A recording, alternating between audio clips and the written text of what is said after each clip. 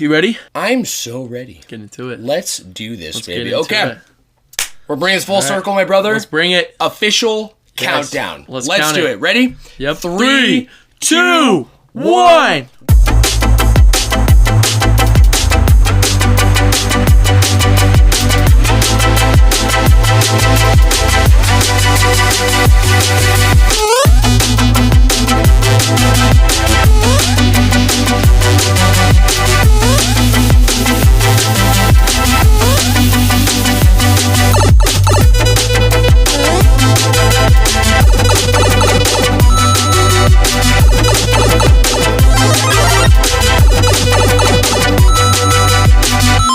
What is good, my friends, and welcome back to the Flash Brothers Welcome podcast. back. Let's go, baby. Yes, sir. It is episode 29 today. That's right. It is episode Joshy, 29. can you believe it? I can't believe we're almost at 30. That's wild. I can't believe it's March. It feels like it was just like a couple weeks ago there was like episode 21. Yes. You know what I mean? No, actually, it's crazy because I was going back and I have a new notebook. Ooh. And I was brand new. kind of like trying to phase this one out, Yes, right? This is yes, like my yes. class. I've had this single notebook for forever, and it's like kind of from college, I think. Oh, yeah, yeah. literally. Math notes. From college? Yes. You've had that for years and Yes, years. and I only used it in college, so I never used it otherwise, crazy. right? So I picked it back up when I was starting to get organized for the podcast. Yes. So it isn't that far behind. You gotta like save that thing, dude. oh yeah, Yeah, this is that- history. That is Because this is like years in the making, right? That's what I'm saying. But I'm going back to some of these notes of older episodes, and I'm like, okay, yeah, there's Power World. Go back a little bit more, and I'm like, oh wow, like. It's so much memories, and it really does feel like it just Agree. happened. It feels like it did. I'm with you. So Yup. let's finish this intro though, Joshy. Get Today into it. marks episode 29, which is in season 2 of our show, and That we're is right. recording Wednesday, March 6th, 2024. That is right. My name is Sam, and I'll be your host and running today's show, joined as always by the star entertainer himself, my brother, roommate, best friend, Joshy. What's up, everybody? I'll take those. I'll take that. Please, guys, stop clapping. Please. I need to the be applause. humble. Yeah, I I need know. to be humble. Please, Guys, the star entertainer.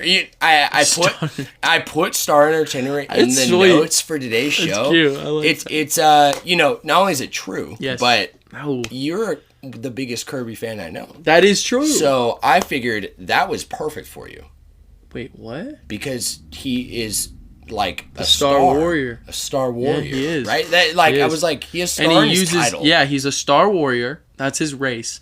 But he's also he rides the Warp Star. He is the one who controls the Warp Star as of now, which is an ethereal being in itself. The Warp Star, which is That's one of the most fucking powerful. nuts. It was the only thing that was able to escape canonically, if we're using Smash Bros. And everything, all their abilities as canon. Oh, yeah. It was the only thing that was able to outrun Galeem because it ran so quickly that it You're right. phased out of reality. That's how You're right. powerful the Warp Star I is. still need like this whole like lore rundown. Dude, we should do an That is- episode. yeah, we should. We should, Yeah. because I could break it down and break down how characters show up, come back, the lore of Star Warriors, because they don't start off as Star Warriors. Star Warriors is a line that you reach at the very end. Oh, wow. Yeah, so it starts Okay. off as like a not a nebula. It's called something else, but you get like, the idea. Yeah, I do. It's- I'm curious what it starts It's kind of like Digimon, essentially, Oh, okay. because if you're fed it's called something, I forget what it is. You either, if you're fed positive energy or negative energy in your creation, it affects the line that you go down. So it's just like Digimon, where you'll then turn into either a Star Warrior or a Zero, or a Dark Matter, which can evolve into a Zero. So what's Meta Knight? Meta Knight is a Star Warrior. He's a Star Warrior. Galactonite, Meta Knight, Morpho Knight, and Kirby are the 4 Star Warriors we know about. We know I've never heard there's of more. Galactonite or Morpho Galactonite? Knight. That's the pink color on Smash Bros. Oh, yeah. Technically, Dark Meta Knight is also a Star Warrior, but he is a different character, but he's from the alternate version of out of the Kirby This world. is so beyond me now. Like, I'm literally like, there's a Dark Meta Dark Knight. Meta Knight, that's why the color in Smash Bros. I thought that was just Meta he has a Knight scar. when he's... Oh! Yeah. You're right. So in Amazing Mirror, which is the introduction of the alternate reality, there is a Shadow Kirby and a Dark Meta Knight. And then also the dark version of Zero from our universe is called Nightmare. Nightmare. Wait, what? I think it's Nightmare. I'm pretty sure. Okay. But no, Nightmare sounds familiar. I think it's a Smash. Is there possibly? I was gonna say a sticker. Oh, he's a yes, but he's also a assist trophy.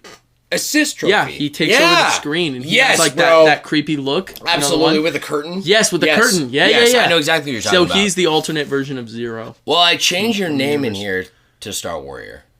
Star Warrior? Yeah. I think that's going to fit. I'll take that. Yeah, I think it's perfect. I like that. You're still the Star Entertainer. Yes. But Star Warrior. But also I wanted to Joshy. mention, not to keep on this lore, you know Gooey? No. The character Gooey? No, from Kirby's Dreamland 3. But he also showed back up in Star Allies. He is a dark matter that Kirby befriended. So just because you go down the dark or the light side, if you're infused with positive or negative energy, because Morpho Knight and Galacta Knight are both, they're like evil Star Warriors. Like they're the most powerful beings in the galaxy. So just because you're introduced with something doesn't mean you're a good guy or a bad guy. We've seen Dark Matter, who is an evil Dark Matter. Right. And then we've also seen Zero, which is, Hollow Zero, or whatever his name are.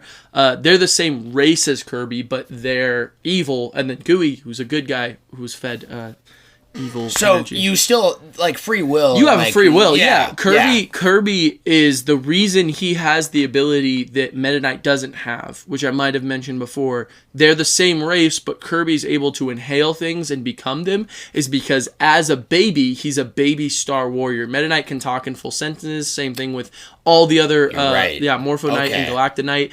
Kirby's a baby, which means he's malleable, because he just came from... Dude, I'm trying to remember the fucking name of the original. The original, literally, you see it recently in Star Warriors.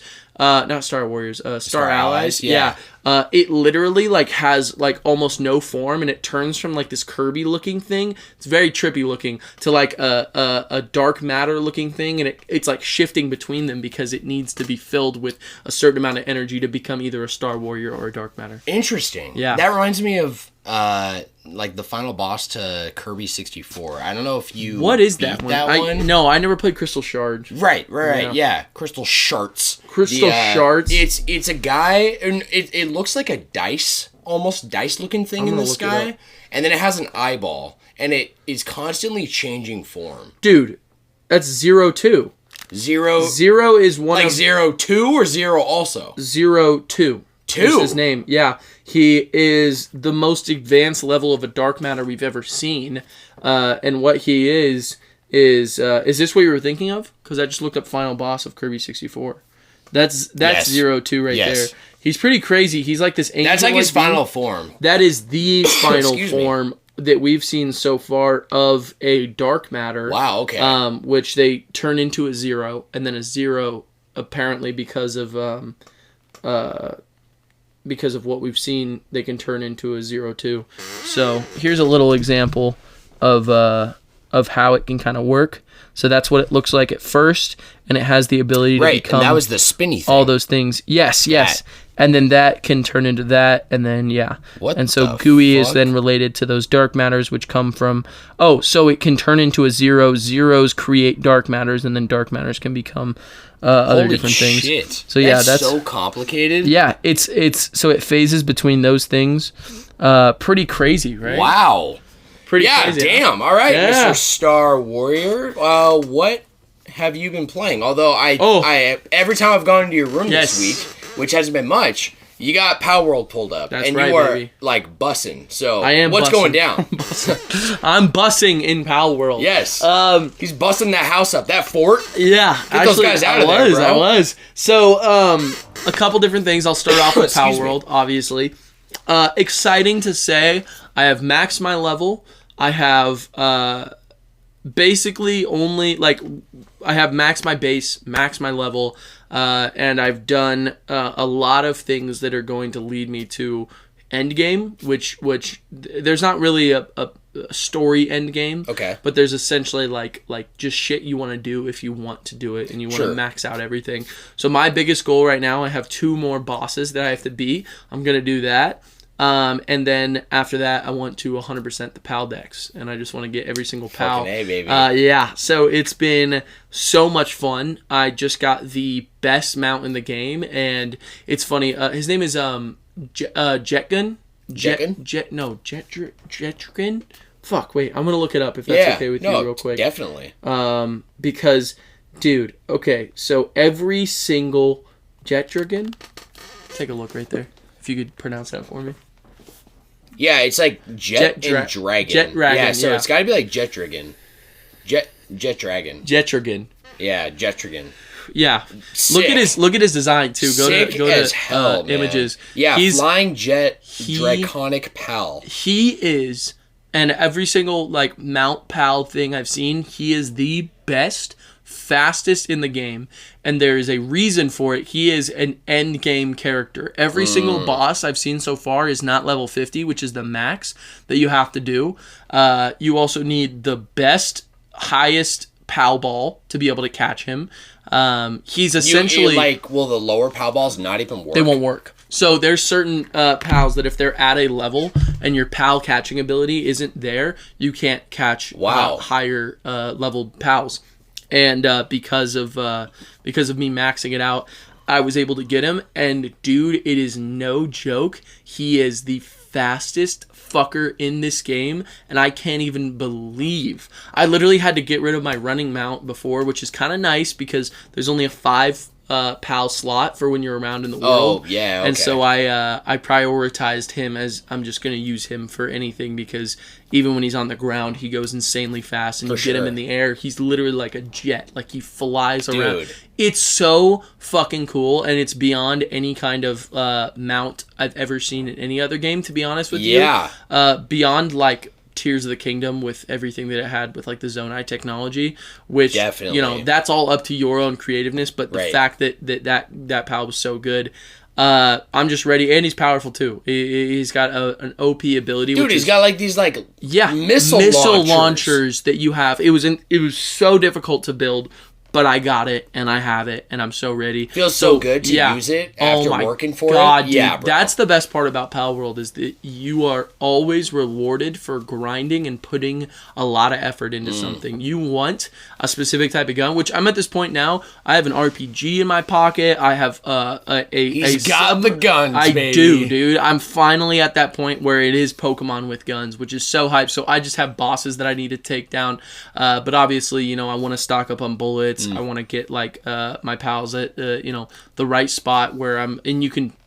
It's actually really cool the way they do it, where they have these special trees that bloom in different parts of Pal World, and they have fruit that are the attacks that you teach your pals. So you will find like a thunderous. It almost looks like devil fruits, right? Whoa! Yeah, you find like a thunder one, and then you can teach them. It'll be like Thunder Wave or whatever the attack is. I think that's a Pokemon attack, but definitely. But like almost like a TM. It's just like a TM, but you just find it naturally and you consume it by you find them through the wild, so you can really customize. But they also learn attacks from for sure, like leveling up. Yeah, exactly. Okay. So I want to take down those bosses, and then I'm gonna 100% it.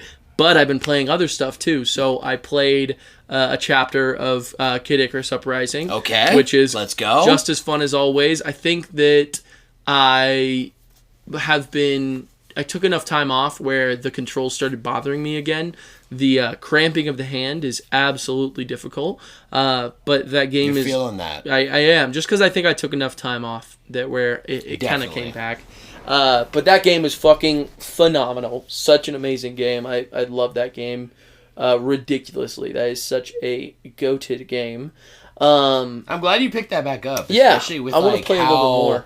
I feel sometimes I get into these traps of like a modern like Power World sounds like an incredibly well-designed modern experience for a game that's taken, all of these crazy ideas that have built up over decades of gaming. Yeah. And so sometimes it's difficult for me to go back so far, but obviously, that would be like a normal game, I'd say, but Kid Icarus already sounds extremely innovative too what it is. It really is. Yeah. And it's hilarious. I love the humor. I love the characters so much. I love just everything about it. Yeah. I feel like even the bosses are, at this point, it's just, they're always innovating every single level, and it's amazing. That is amazing. So, loving Kid Icarus, but I just picked up one that I don't think you'd be able to predict, which is, what system?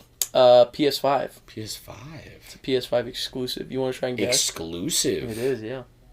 Well, you're not about to tell me fucking Rebirth, because you haven't played Remake. I haven't. And you're not talking about Persona 3 Reload, are you? Okay. No, I have no idea. What is it? It's Ratchet and Clank. Ratchet and Clank? Rift Apart. Yeah. Yes, bro. So I was just having this feeling where, especially after Power World, I was like, Oh, no, what I did was I booted up Spider-Man, and obviously I love Spider-Man 2 so much. For sure. I'll just run around the world and just, fight bad guys. And it's just fun. There's nothing more for me to do, but I still am loving that's how you know the game's fucking good. If you're literally done with it and you're still doing that thing. Because I couldn't imagine pulling up Xenoblade 3, with doing everything, and still wanting to pull it up and just do it again. Well, it's just because the traversal is so fun and the combat is so fun. It's always fun doing it. Totally. You know what I mean? Totally. So that made me think, I was like, I want to play...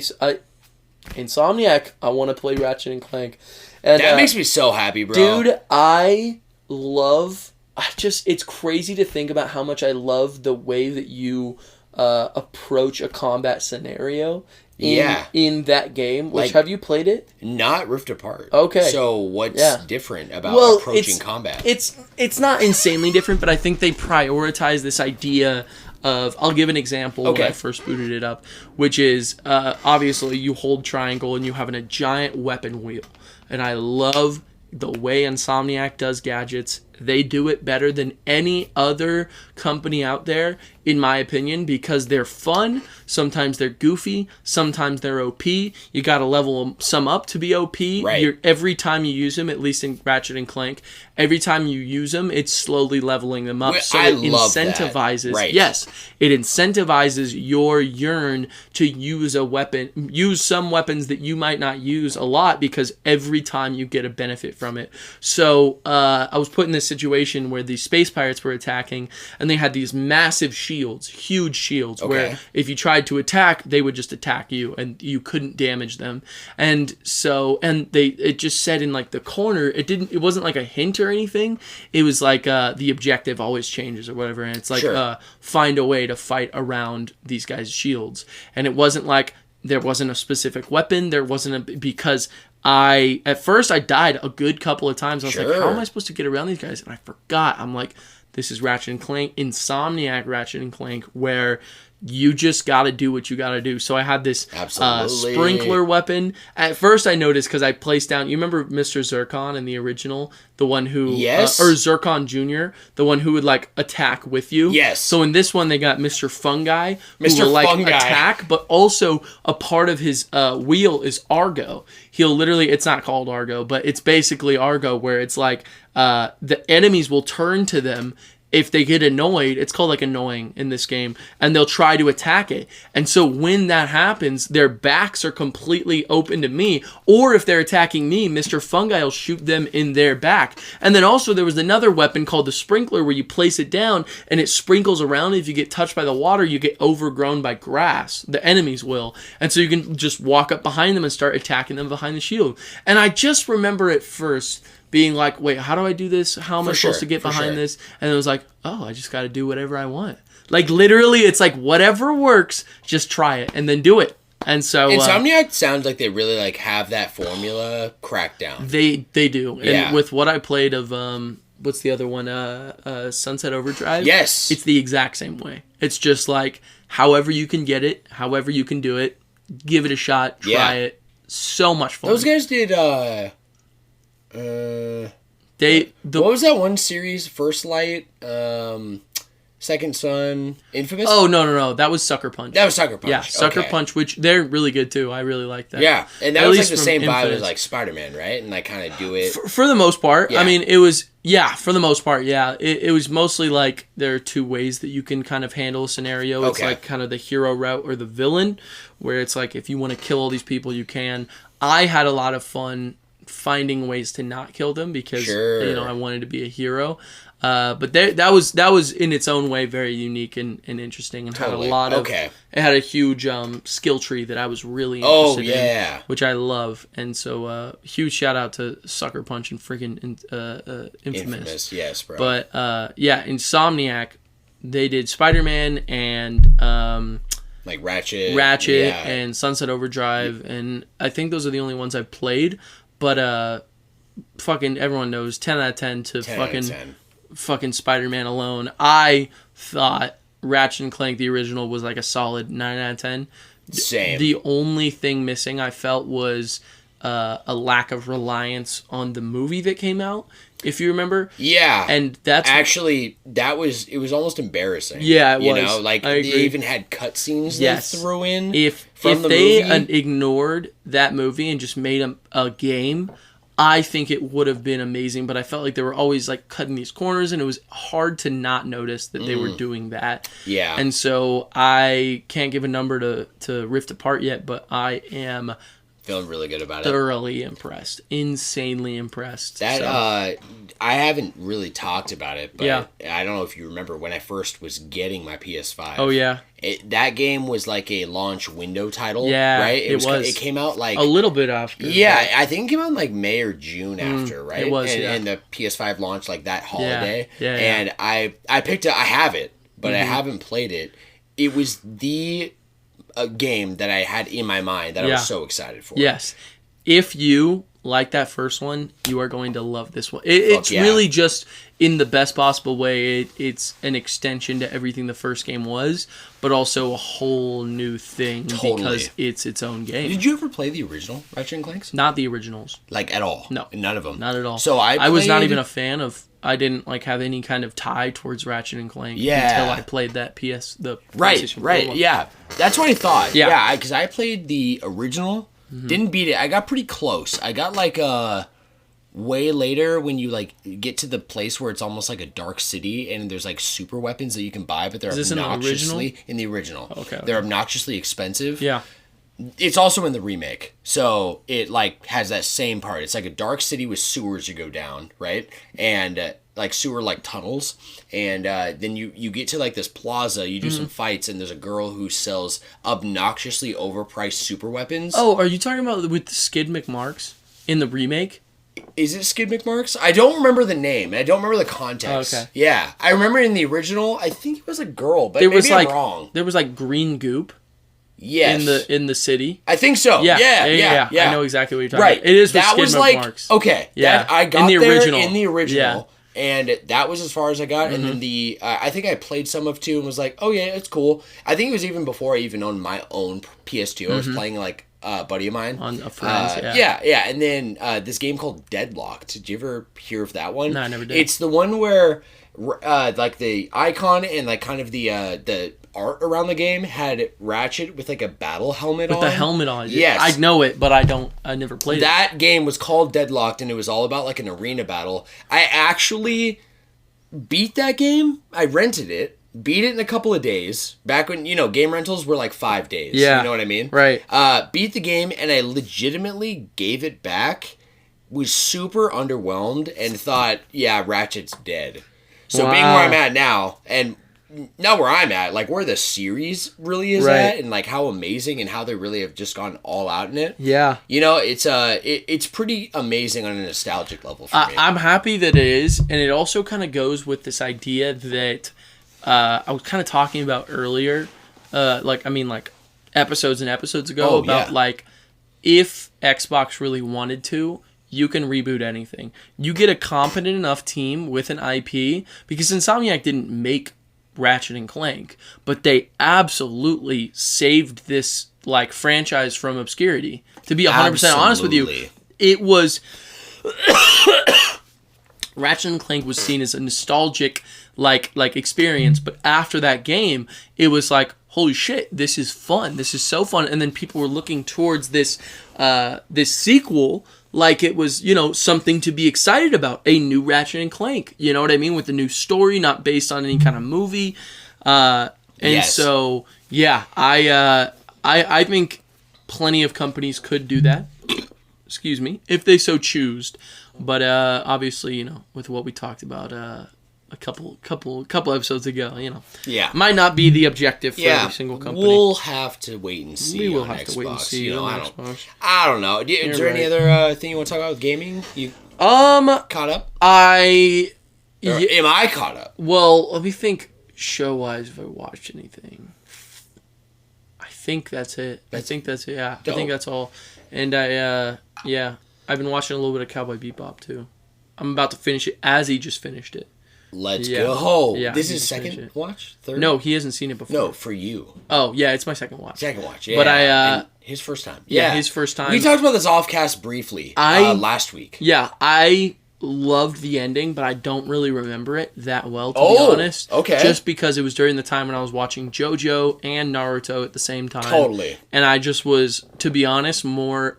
I loved Cowboy Bebop, but I really was. But I was more emotionally invested in, I think, Naruto and JoJo to a degree because especially the more you watch JoJo. Yeah, the more you watch JoJo, but also, Naruto, it's impossible to not be so emotionally involved. That's such an emotional show. That's... From an outside perspective, I feel like that's the journey with Naruto. Absolutely. It's emotional in ways that I feel like it's so funny because I feel like people kind of almost forget that aspect after, because it is a nostalgic show for a lot of people. But in the same way, it's like, it's just as valid as it was. That the sizzy sound. The sizzy was nice. A little better. I like that. Yeah. But still, at the same time, it wasn't crack. a click. Yeah. Where's my click at? Yeah. No. But anyway, that's it. I think that's Sweet. all I got. Yeah. Sweet, Joshy. Let me do you a small catch up, and then I think I got to piss. Give it to me. And then let's dive in. Let's do it. Yeah. I have to pee too. I have two things to tell you, really, because free time is still like really non-existent. Yes. But one night last week, Kendall and I had some time, and we finally beat Mario RPG. No shot. Yes, sir. Dude. Yeah. Actually, did you beat it back then or no? No. So it was my first time going through everything and really beating it. So I loved it. It like, if I'm being fair, I think this is even in comparison to like Thousand Year Door, which the remake's coming this year. Right. I can't believe in the same year I'm gonna have a Thousand Year Door, like Final Fantasy VII Part 2 and Persona 3 in the same fucking year. This is crazy. It's insane. My guy. So that's how I felt last year. Really? Yeah. Freaking Dude. Tears of the Kingdom and Spider-Man 2. Just those two alone. That alone is the sequel to my top 2 favorite games of all time. Yes, bro. In the same year. Not to mention the Xenoblade trilogy wrapping up. That's so facts, right? Too. Was that last year? Yes. Last March. I'm almost at like a year from when the DLC dropped. Jeez. Yeah, dude. Jeez. Nuts. I gotta finish 3. I will say, yes. I would probably... it might just... there might be bias here, I'll say. But I'm going to give it an 8. If it was Flash Bros. Score, I'd give it a 4. 4? It's extremely polished and solid. It's really easy. And not in a way of... My concern, if you remember, going into it, was this new feature they added of like this perfect, wheel and the perfect hits hitting everyone. Yes. Right? Almost like making the game too easy. But I'll be honest, they really were true to their form with the remake in every aspect, including, dude, there is a gauntlet, like, I don't even know what I'm trying to say, like a gauntlet experience you have at the end of the game in the, like, second to last dungeon and the last dungeon. And by gauntlet, I mean literally, it's like you are battling like 8 to 10 enemy battles in a row. Oh, shit. And the enemies are just kind of at that point annoying. So you just want to get through it. Yeah, you want to be done. So I appreciate the speed up, actually. Sure. I do. But there's just some parts where I'm like, damn, like there really isn't much more to the combat. It's just kind of like once you really get the hang of it, once you get maybe halfway through the game, you really just have your own style of system down, and it's not even, it's very basic. And it doesn't really switch up too much? No. Not like Xenoblade or other kind of nothing even close to that. You know, it's like, okay, Peach is your healer, Bowser's your tank, and does great damage. Mallow's the magic guy, and then Geno and Mario will just sweep. And they're fast. You kind of just like have, like I said, like your own strategy and thing, kind of like Power World, I'm sure. You get a system down, and then the game is a run. However, the points for the game is like, number one, the last boss, the final boss, his name is Smithy. Okay, Smithy. This entire time, I have always thought the massive sword that's through the castle on the title screen is Smithy. It's not. That's just one of his weapons because he's like a god of the weapon world.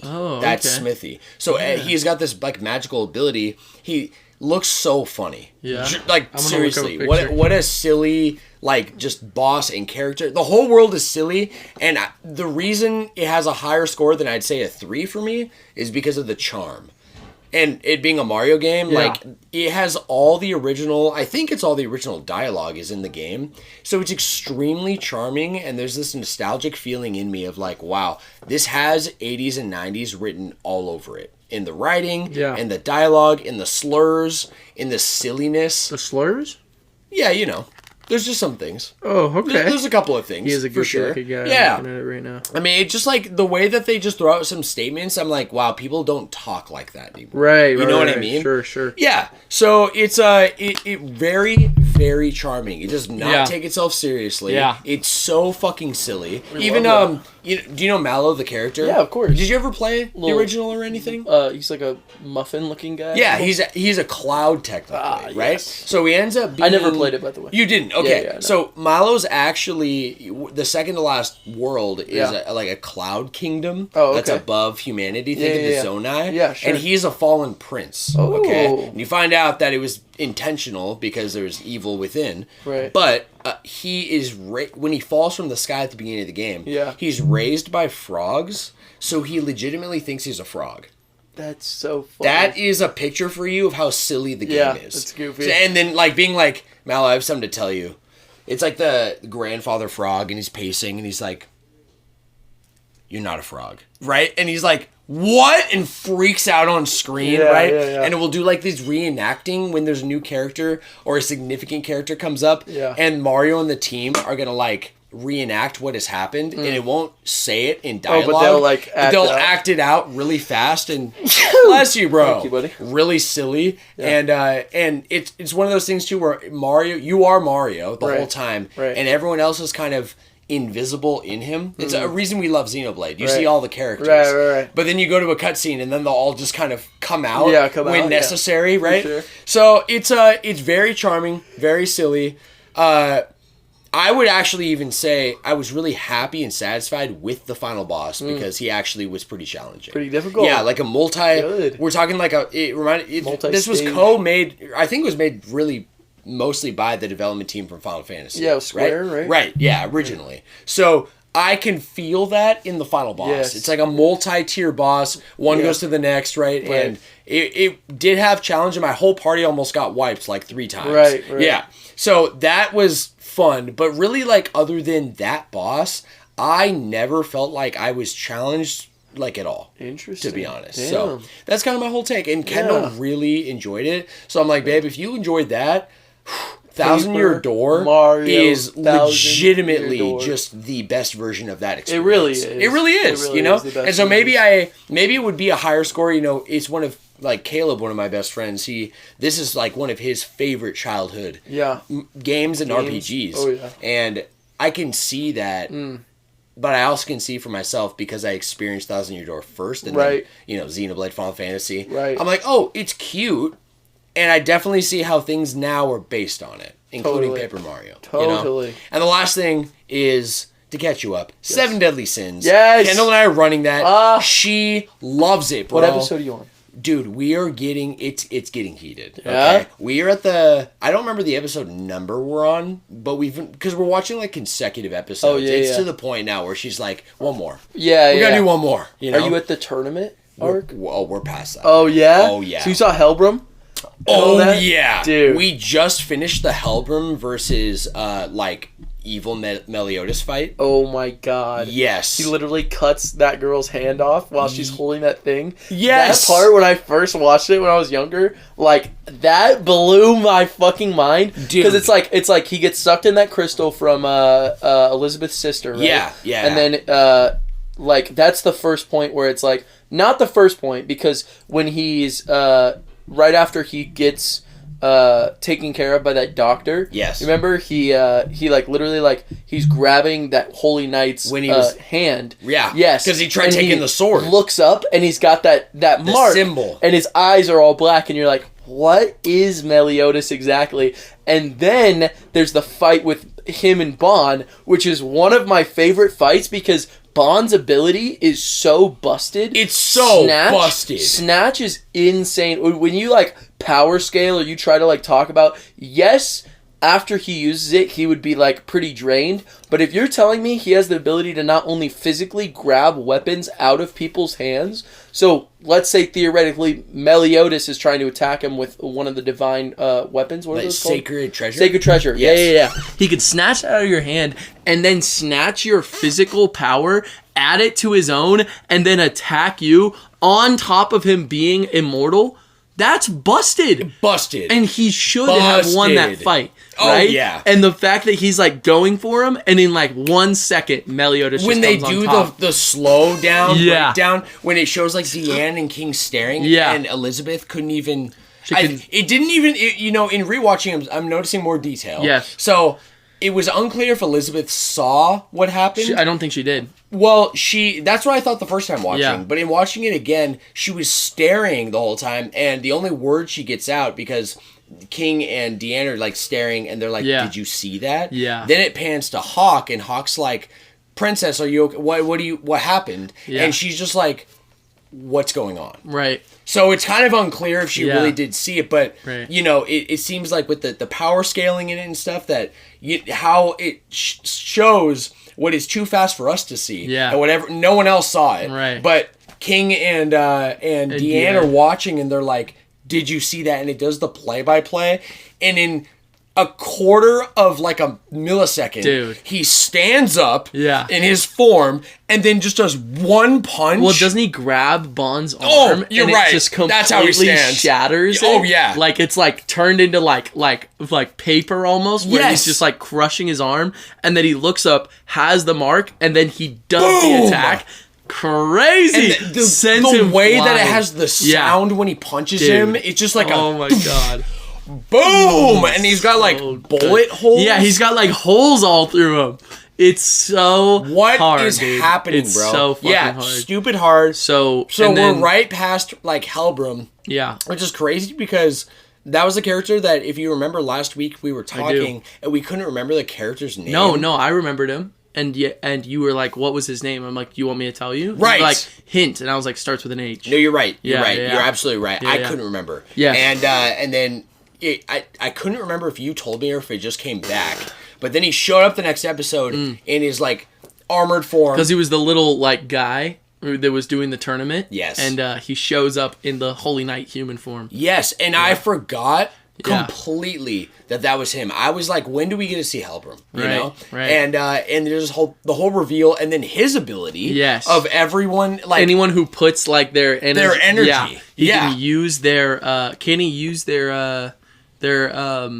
magic. What is it called in the show? I forget. Their magical ability. Is that what it's called? It didn't say that he could. At least I thought he could use ice.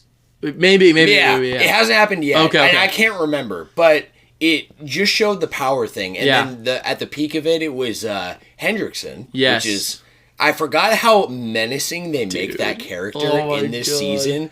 Seriously, he seems endgame. Absolutely. Right? But knowing what I know, right? And just, it's so, I'm do you remember fully on the hype train, bro. Yes. Fully. Do you remember I don't remember every little is? detail, but I do remember a lot about Hendrickson. Okay. And I remember being really excited to see how they unfolded again. Whoa, especially, I'm so glad I waited so long. Yeah. To watch so you this kinda, again. Yeah. That's how I felt when I rewatched it and I sent you that whole list.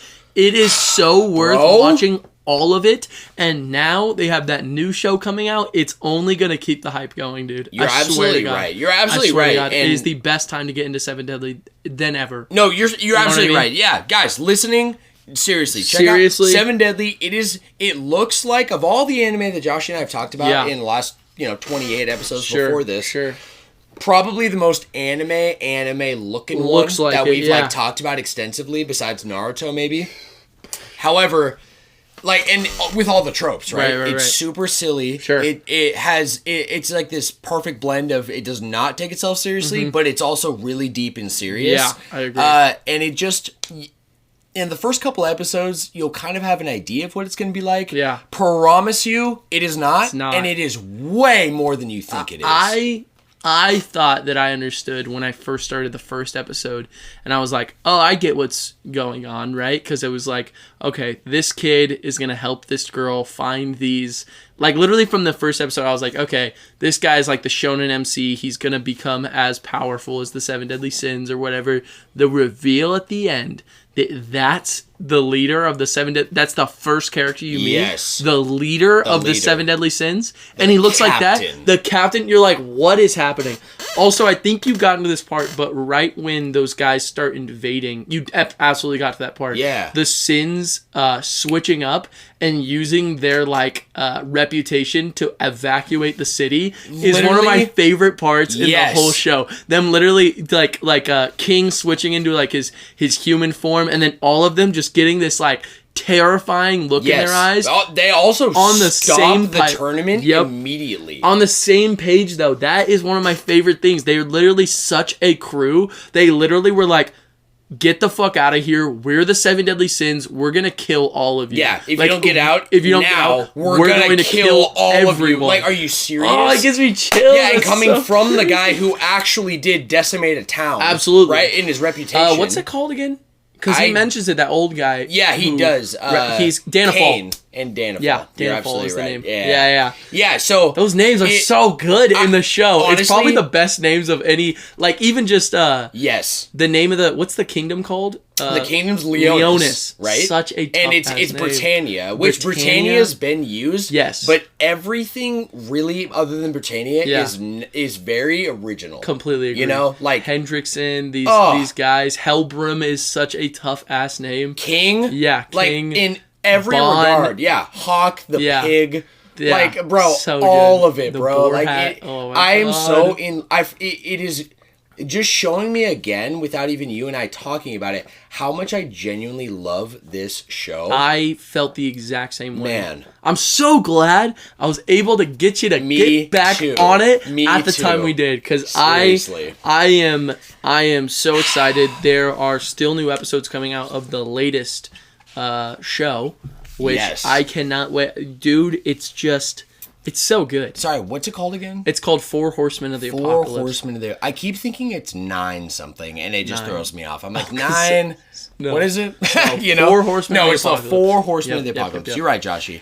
All right. Dude, I'm so happy. Let's take a break right here, and let's dive in, shall we? Let's do it, buddy. All right, Joshy. Let's kick this off. Before we do... Yes. We have a brand new Prime flavor today, my friend. I saw it yesterday when I was at Target. Have you noticed this turned from blue to white? Do you think it's temperature sensitive? I think it's not been blue white. No. It was blue earlier. Was it? I swear. Can we do a test? Let's do a test, because when I bought it, I was like, oh, but I got it refrigerated and it wasn't blue. No, when I bought it, it was on the dry shelf. Oh, was it? Yeah, in Target. But it was blue. But I refrigerated it last night. I have another one in here. Oh my god, let's test this. Let's test this. Oh my gosh. I knew it! Look at that! Wow! I was looking at it during it's night and day, and it was slowly turning white, and I was like, "Is this? What is this?" It's temperature sensitive, dude. Look at this. Hold up, let me just try and test. With your thumb? Look, dude, that's crazy. That's crazy. Wow. That's crazy. Wow, that's actually insane. That's so cool. That's so fucking cool. All right, well, we got to try this, bitch. Yeah, we do. You know what? We have a cold one. So we might as well try Use the cold one, and then you can put that one back in the fridge if you want. I could, but that would require me getting up. That's true. Again, and I'm not going to. And we just tried that. Yeah. So, you're right, this is, what is the flavor? So this is, wait, the crack. Ooh. Okay, that was more satisfying. We've said this multiple times. Yeah. We are big fans of Prime. We like Prime. Huge. Which is funny because, it's kind of a laughing stock. You're trying it right now? No build up? Hold up. We'll talk at the same time. We didn't even say the flavor yet. But I will say, flavor checks out. I like that. So the flavor of it is cherry freeze. That's good. That's really good. That is really good. Damn it, that is really good. I'm like, new favorite?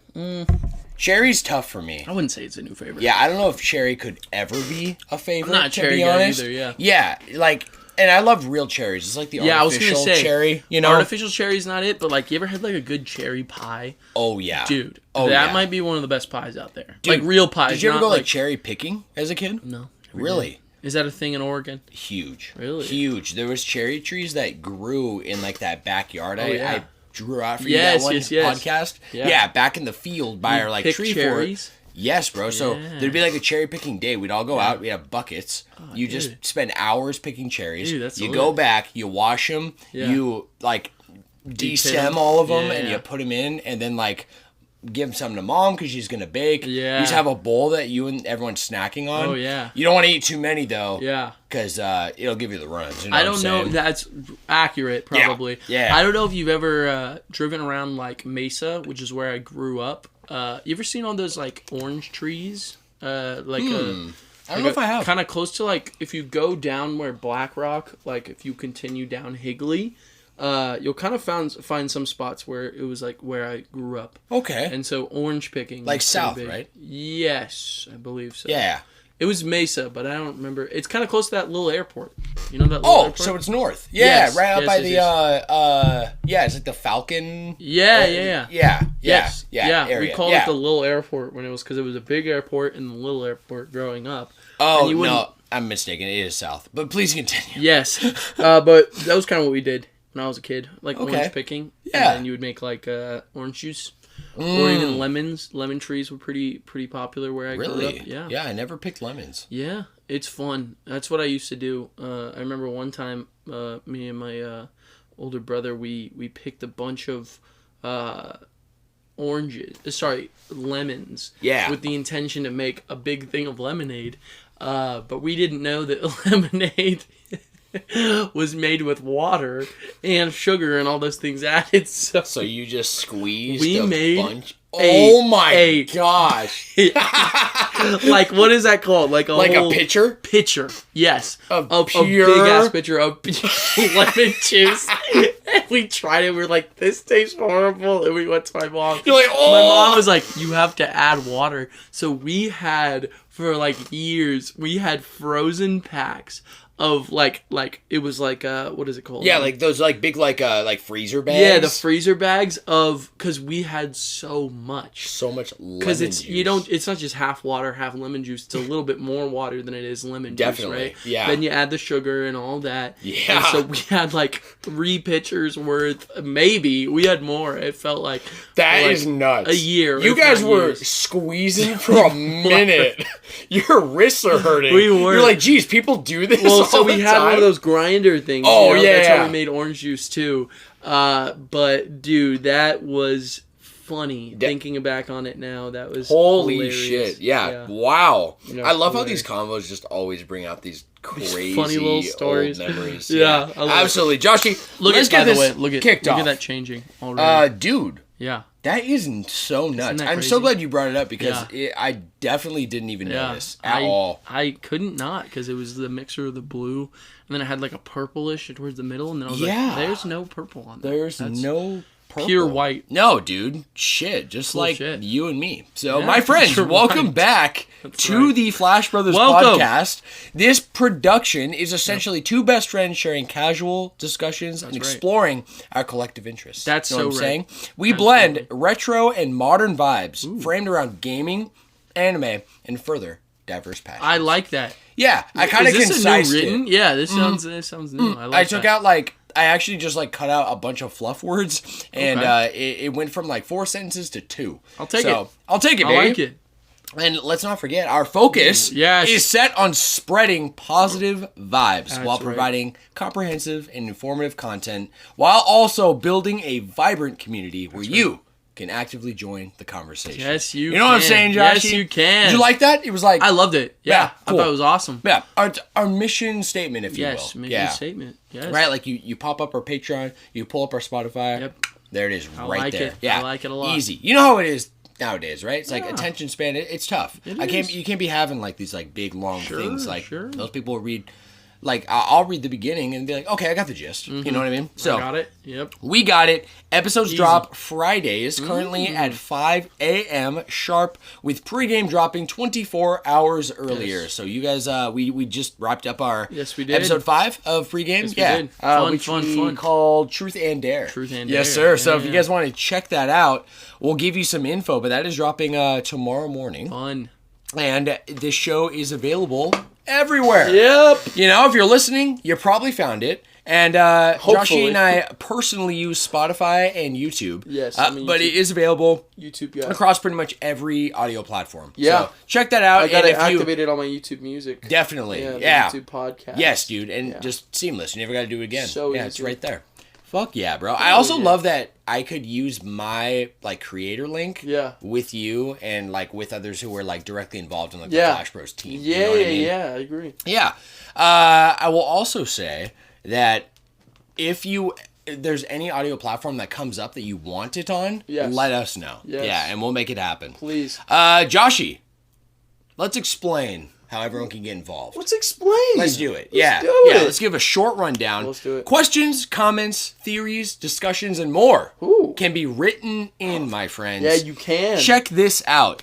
First of all, we got our website. Yes. This is where everything is ran out of, and if you want direct communication and updates from Joshy and I and the Flash Bros podcast, you can check out patreon.com/Flash Bros podcast. There's a free membership, and you'll also get like email updates or text updates if you want that, and access to our Discord, which is public, and we want to build a community, and I think that's one of the best ways to really do that in the digital era. Agree. You know what I'm saying? Oh, yeah, I know. And so speaking of pregame that I alluded to earlier, we have a subscription. It's called a gold tier sponsorship. Yeah. Right? Josh, you might be asking, what is a gold tier sponsor? Wait, let me ask something real quick. Yeah. What is a gold tier sponsor? I'm so glad you asked, Joshy. Good. Let me tell you. Tell me. All right, so first off, it is special recognition during each episode, a shout out, if you will, to our favorite people, the biggest fans of the fans, you know what I'm saying? The fans of the fans. Access to exclusive content and Patreon posts. Yup. Submissions are able to be submitted directly through Patreon via direct message or DM, right? Discord, you get exclusive channel access. And lastly, and probably the best benefit, membership lock-in. This is a permanent subscription price. It will not increase even if we increase it in the future, which we will. Yes. You are locked in at whenever you signed up. So an incentive to sign up earlier than later. Yes. So if any of that sounds really interesting to you, I think it all sounds pretty interesting to me. Heck yeah. It's probably the same for everyone else. Huh? Yeah, you'd sign up? I would. Yeah, answer all your questions? I would. Oh. Fuck yeah, bro. Yeah, guys, I mean, it's currently at $5 a month, and you will get access to not just what we have coming out now, which we do have, like I said, pregame is a part of our exclusive series. Yes, it is. That we record before every episode, and it's just a much more personal conversation between Joshy and I, and we like to call it the VIP Lounge. It is the VIP Lounge. But Joshy, what if that takes too much effort? What if? That is completely okay. I'd say okay to me. Send us an email. All right? Please. Yeah, flashbrospodcast@gmail.com, or simply respond to this week's Q&A, which is right over on Spotify. On Spotify.com. Check that out. Your support means genuine growth for this podcast and our community, and we appreciate and love every single one of you. Yes, we do. Absolutely. Every single one of you nerds. You know what I'm saying? Just like Joshy and I. Yeah. We're a family of nerdies. We are. Nerdies. Yeah, dude. Honestly, I don't know if it gets much nerdier than us. I don't think so. You know what I mean? Yeah. Probably not. I mean, what nerds can just sit down and just talk about what we do for like straight hours on end. 6 hours straight, we got to stop ourselves. You know Probably no one. Probably no one. Probably no one. Yeah, to be honest with you. I'll agree. I honestly, I just love the vibe. Yeah, agree. For real. And pregame is also a fantastic vibe if you guys are interested at all. Yeah. It is. It's a pretty different vibe than this. I mean, it's the same. You know what I mean? Same but different. Same but different. Yeah, That's we almost really don't talk about games much on there anymore. For the most part, we don't. Yeah. We'll talk if it's like, because obviously like it's still an interest, and something we talk about.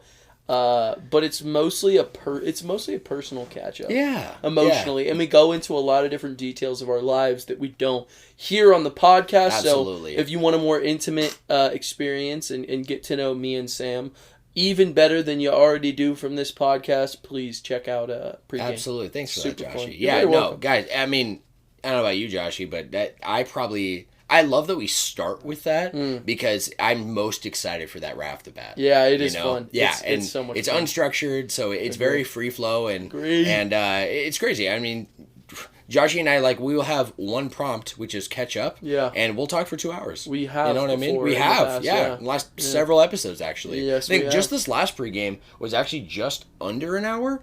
And that's or just under, just over. But we added questions, right? Yeah, so that's just the vibe, and we love it. So, love it so much. Joshy, let's dive into then.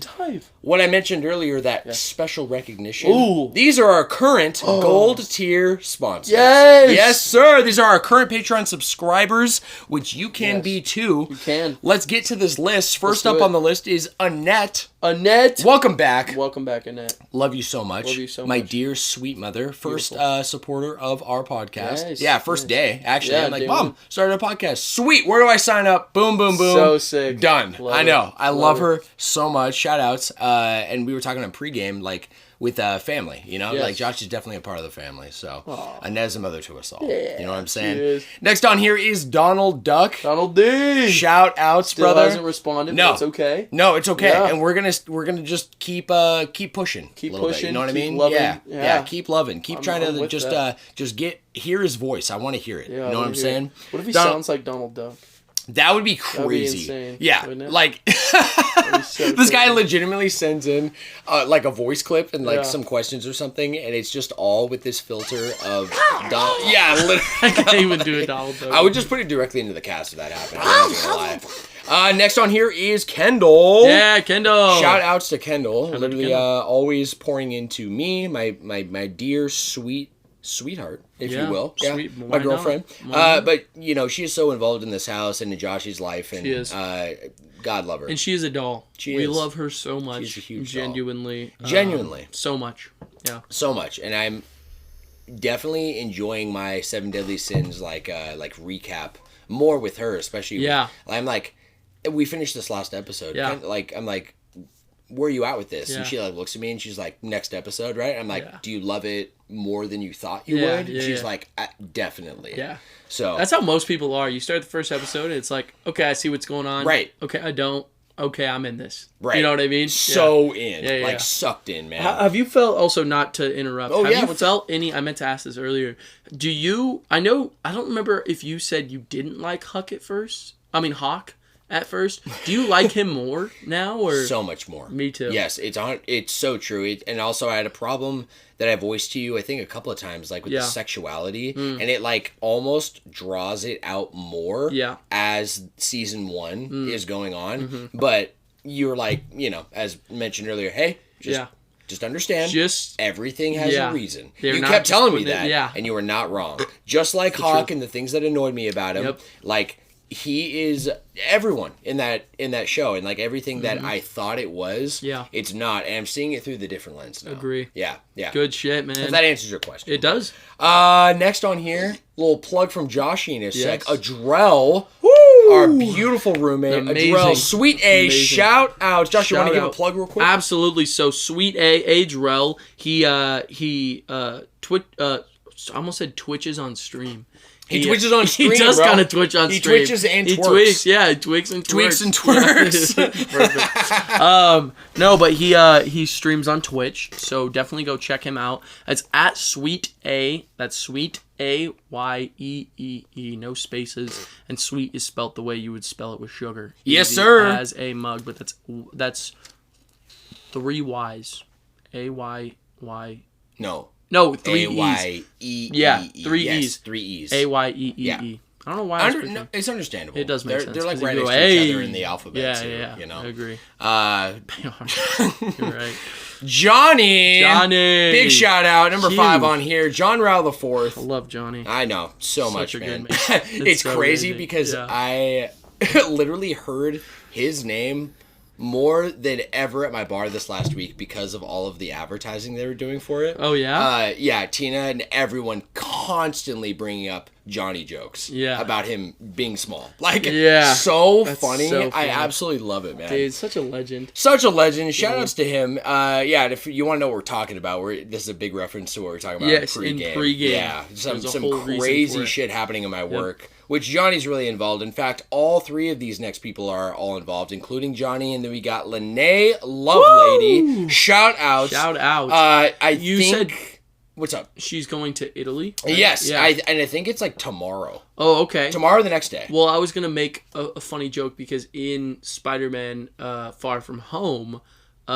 Peter Parker goes to Italy, so you're right. Yeah, so she's just upholding her name as a superhero. Yeah, she Peter is. Peter Parker, Lene Lovelady. Keep that part of the world safe over there, Lene. Yeah, okay? Protect the world over there. Please do, Lene. We love you so much. We love you so much. And I wasn't able to go to that recent thing, but I hope I get an invite for the next time. You will. Yeah. And that I want to put onto myself too, because I normally try, especially if that's going to happen on Monday, I try to come home first. Yes. And I was planning on taking you. Oh yeah. But I had so much, because of the restructure and trying to do date night and all these things, we ended up staying at Kendall's parents, and I just got like the podcast work and things done there. Yeah. And I was like pushing the time. For sure. So it will happen. I think honestly, like, it's just this work season too. Yeah. Right? It totally is. So I've no doubt that the next one you're gonna come to, and you're gonna be a part of that cycle. Absolutely. Yeah, you know what I'm saying? Of course.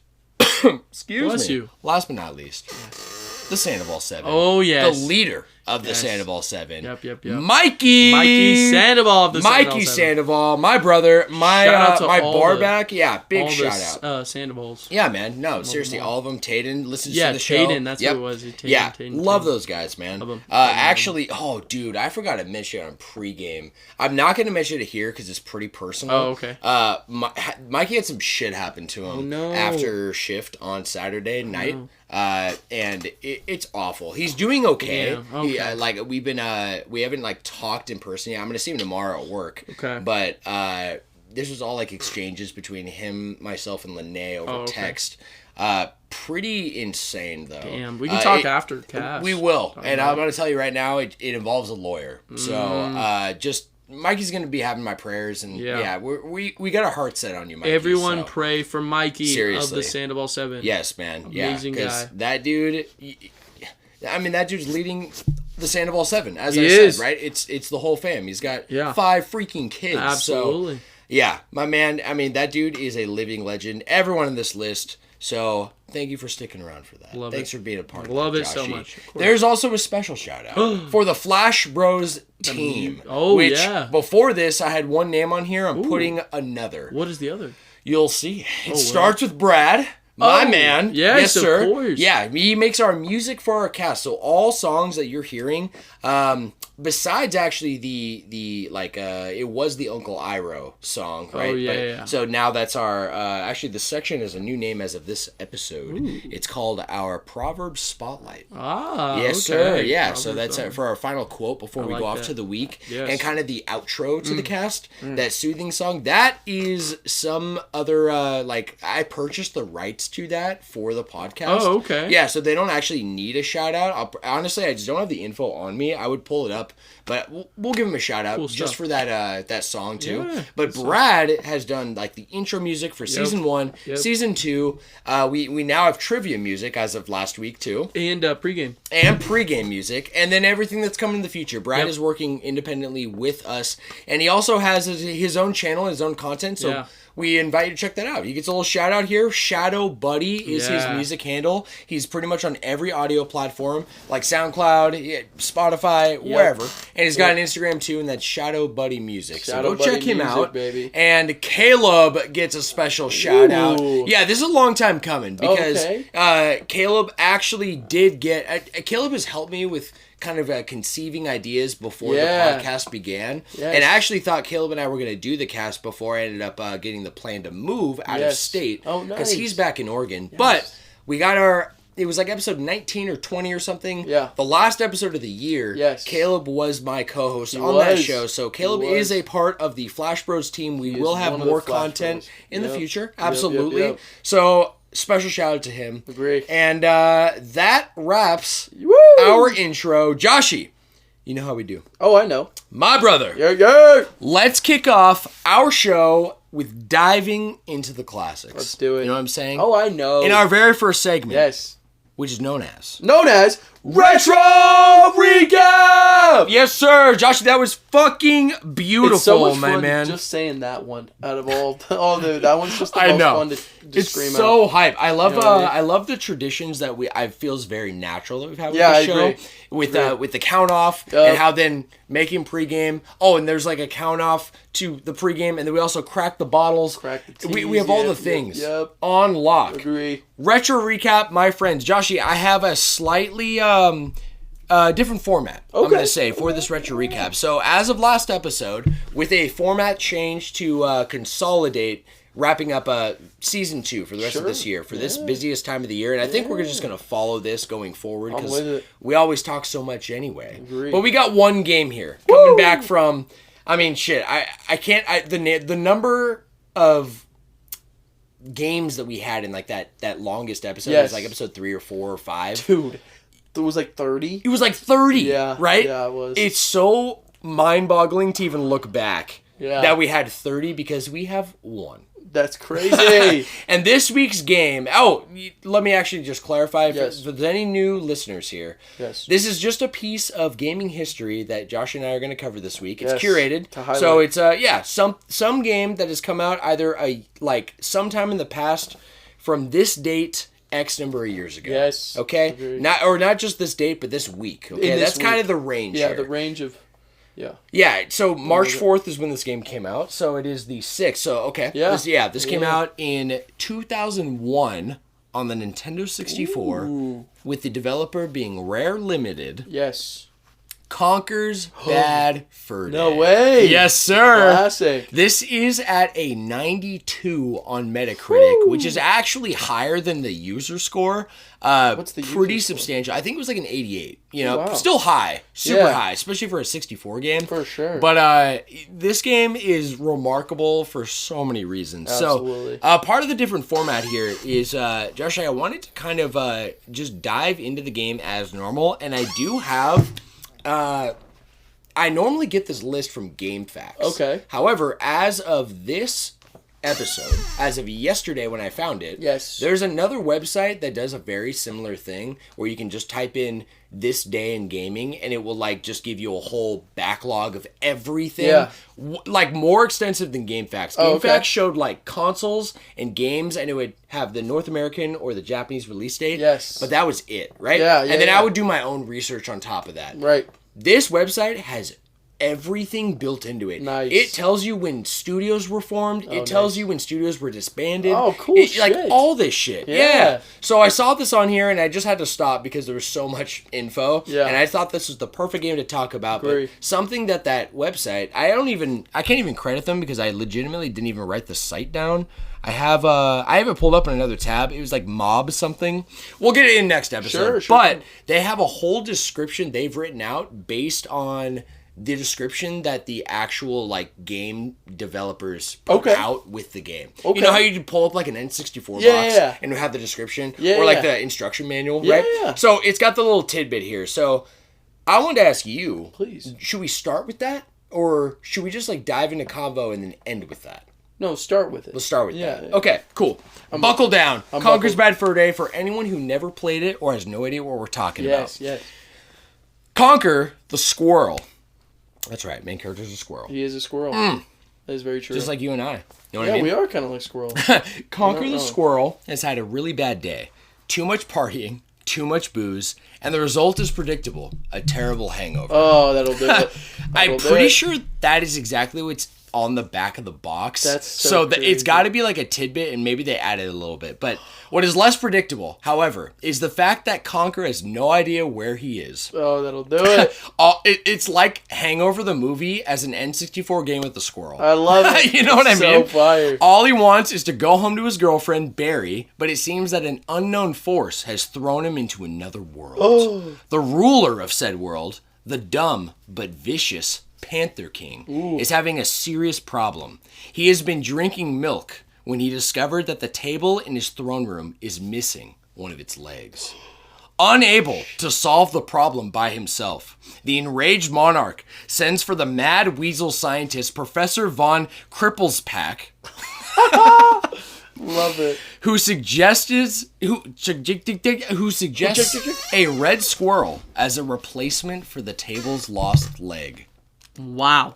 Yes. That's actually the description. Yes, that's why the evil menace is attacking and going for Conker. That's so funny. The Panther King sends his minions after Conker, who has to explore this bizarre world, deal with its eccentric characters, stay alive, and find a way to return home. That's what I like. Conker's Bad Fur Day is a grotesque counterpart to Rare's own cheerful, child-oriented 3D action platformers, such as Banjo-Kazooie. Intense swearing, violence, and instances of toilet humor, quote-unquote, coexist with cute animals and a brightly colorful fantasy world.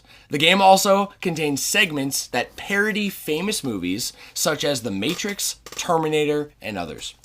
Love it. The core of the gameplay is a 3D action platformer.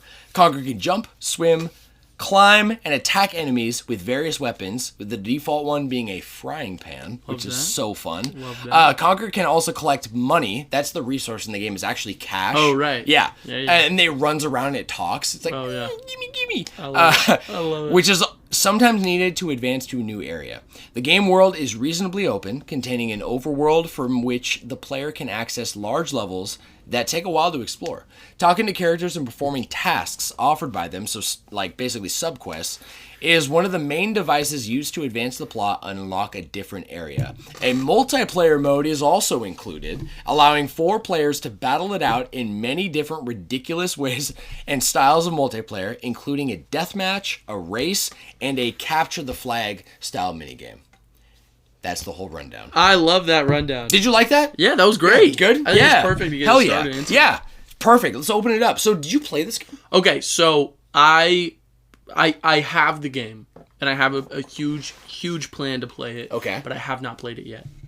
So this is one of the reasons why I bought that. They have the Rare replay. Yeah, yes, sir. On Xbox 360, which includes this Perfect Dark, Banjo-Kazooie. It has a lot of games on there. Yeah, Banjo-Kazooie, Banjo-Tooie. And the Banjo-Kazooie Nuts and Bolts.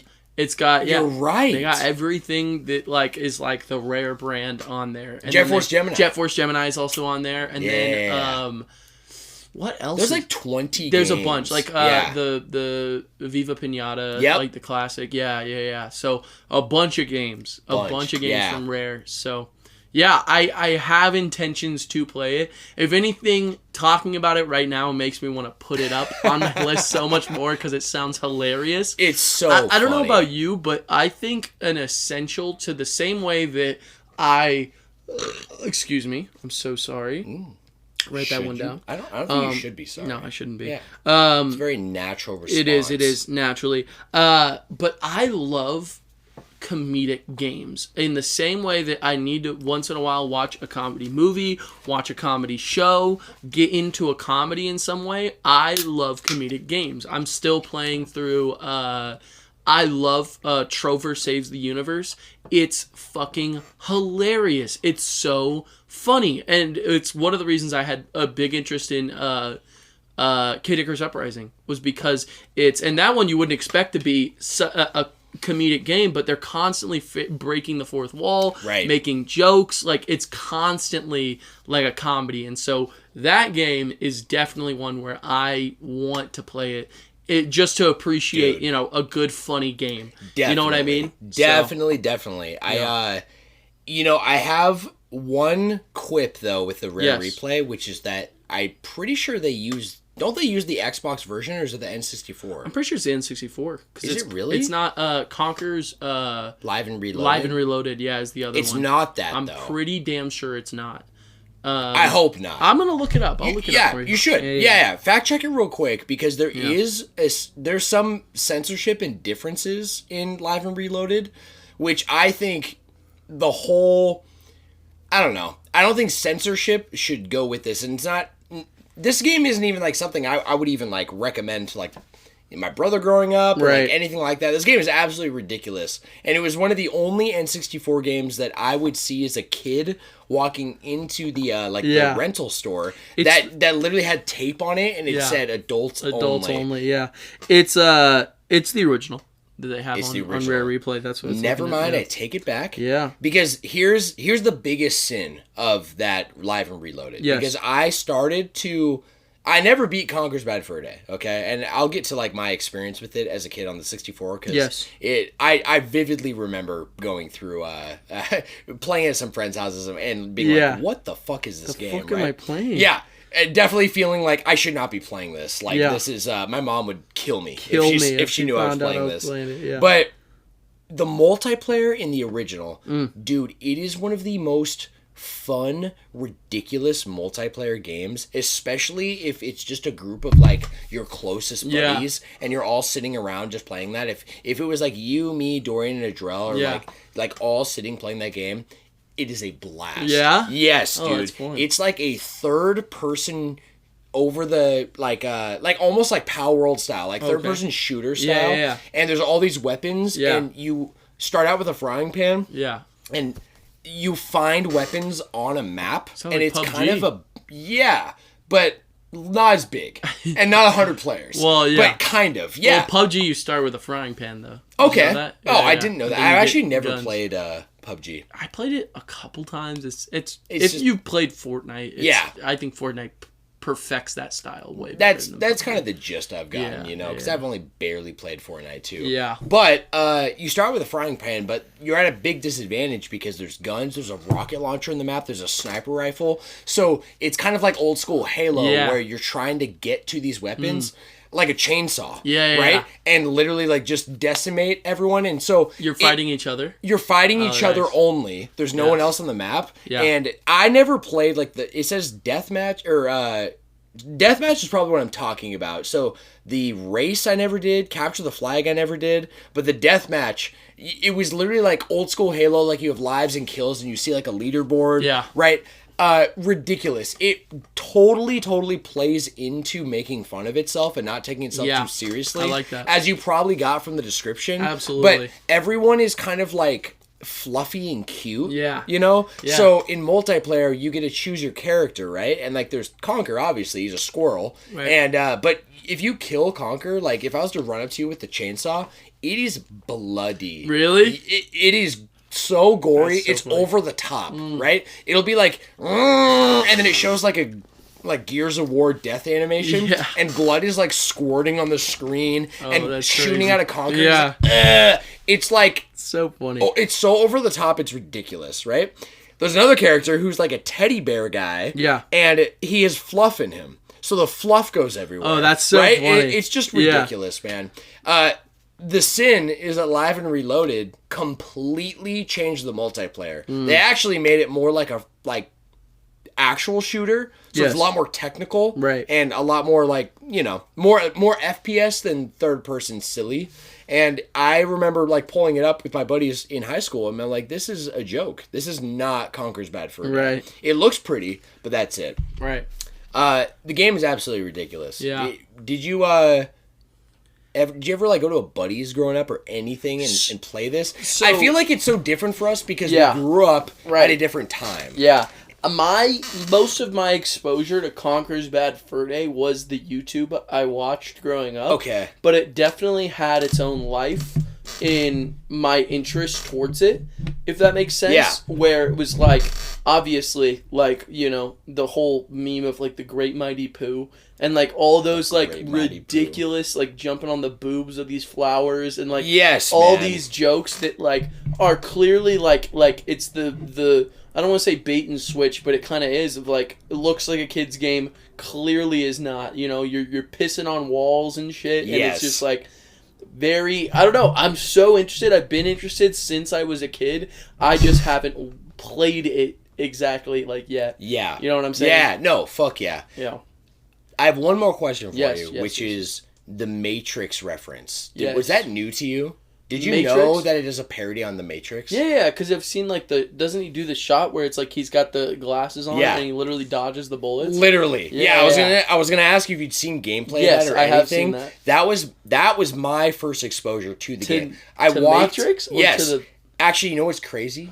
Is Brad, who does the game music for our podcast, he was kind of the friend I had who, like, his parents let him do anything, he didn't care. Right. Whereas Reese and we had this trifecta relationship pre-high school. Sure. So our parents, much stricter. Right. Reese's parents, a lot more lax than mine. But that was like something that there'd be no way in hell I could play that game until I'm an adult. And even then, I'd probably still be treated like a child if I did play it. Like, my mom would be like, no, you still can't. I don't want that in my house. Sure. You know what I mean? Yeah. For good reason. But I remember... Of course, from everything we've said so far. From everything, right? I remember walking in one night, Reese and I were actually having a hangout with Brad. Yeah. And we walk in, and as I'm walking in to his like room and TV, that Matrix scene is literally happening. Oh, really? And I'm like, what game is this? Did you know about the Matrix? No. Oh, okay. No. So I just knew like a general gist, and it was super inappropriate, but that was it. So I walk into this Matrix scene happening, and he's dodging and shit, and I'm like, what game is this? That ain't the Matrix, that's a squirrel. Right? Like, what's happening, right? And he basically just unfolds his experience of the game on me, and then shows me how ridiculous it is, and then we make a new game file, so we're running through, and we do that first area, and it's got the sunflower, and I'm like...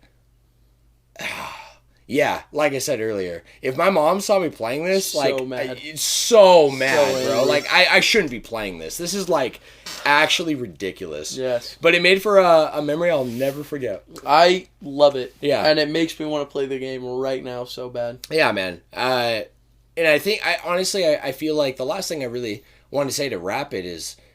Seriously, for the time, nothing was like that. Like, the other extreme of game was Doom. You know what I mean? Like something super hardcore. Yes. Like M-rated. Right. Yeah, something like you look at the cover of Doom or you look at Bloodborne, you watch a little gameplay, you can clearly see why it's M-rated. Right? Totally. So, unless it was, we had that one retro recap, or I guess it wasn't. It was that message that Mikey sent us in of that one game. That first, like, light porno game. You know what I'm talking about? Oh, yeah. Leisure Larry? Leisure Suit Larry. Leisure Suit Larry. Yeah. Like, and that was AO. Right. So, like, it wasn't even on shelves. Right. I wouldn't see that going to rent a game, right? Right. But this was, like, a mainstream, on the shelf, like, super inappropriate, but disguised as a kid's game. Right. And also on the freaking Nintendo 64. Yeah, Nintendo didn't publish games like this, absolutely. Right? Wow, actually, now I'm thinking about it, I'm kind of like, wow, maybe is that the reason that Microsoft bought them out? It's possible. Maybe Nintendo really was like... IP, yeah. It's possible. You know what I mean? Yeah. This game is a piece of history. No, it absolutely is. So I absolutely think you and everyone else out there needs to at least experience the taste. I am so excited, dude. Yeah, I'm ready. Joshy. Yes. Before we move on to our next section here, do you mind if I take another whiz piz? No mind at all. No mind at all. That's why you're my co-host, bro. I fucking love you. Yes. All right, Joshy. Yay! Let's jump ahead here. Let's get to our next segment, my friend. The News Flash. Woo! Yes, sir. Love that name. Dude, me too. So good. No, I'm going with everything in the podcast. Just all evolves so nicely. Yes. So the News Flash this week, we also have patch notes. Yes. Which, to recap, is kind of just channel updates and things going on. Yes. We don't have anything right now, so we're just going to head straight into the news report. The headliner this week. I do have this single story here, but As we mentioned last week, Joshy, if you got any other news that you thought was like super prominent that you needed to talk about, I do. I wanted to present. But I don't know if it's what you're gonna say. So, well, mine is definitely gaming related. Mine's kinda not really. It's slightly. Yeah. I also this was a story that is a little over a week ago. It just was updated slightly this week. So I feel pretty confident that we're not on the same page as far as the stories go. So if you'd like to share your story, I'll give you the floor right now. Yeah, I would love to. Let's do it. Alrighty. So, just let me know if this has anything to do with yours. But I'm pretty sure this was just some brand new news that dropped today. Okay. So it's pretty new. Rooster Teeth. You know anything about this? No. Rooster Teeth is shutting down. What? After 21 years. That's right. Wow. Yeah. It's pretty crazy stuff. Wait. Yeah. Okay, so right as I was coming back from the last break, offcast, yes, Joshy brings up Rooster Teeth and Red versus Blue. Yeah. We're talking about it. So that was on your mind. It was on my mind. I also did watch a decent amount of Red versus Blue. Okay. But I was thinking about it because you brought up those colors, and I thought it was so interesting because in Red versus Blue, this is such a stupid reason to think about it, but the red characters are all characters with like slight red tints or whatever. So they're like orange, a lot of pink, yellow, pink, red, like even like a purple would be on Team Red, and then blue is the same way where it's like a light blue, a green, a white, so pretty much blue, all the lights. Yeah. So it's I was just thinking about that for a different reason, but this is some interesting stuff because now Red versus Blue is not my really like biggest call towards Rooster Teeth, and I don't know if I've talked to you about this a lot, but one of my favorite shows, I haven't watched it in a while and I'm not caught up and I don't know what's really going on in the story, but Ruby,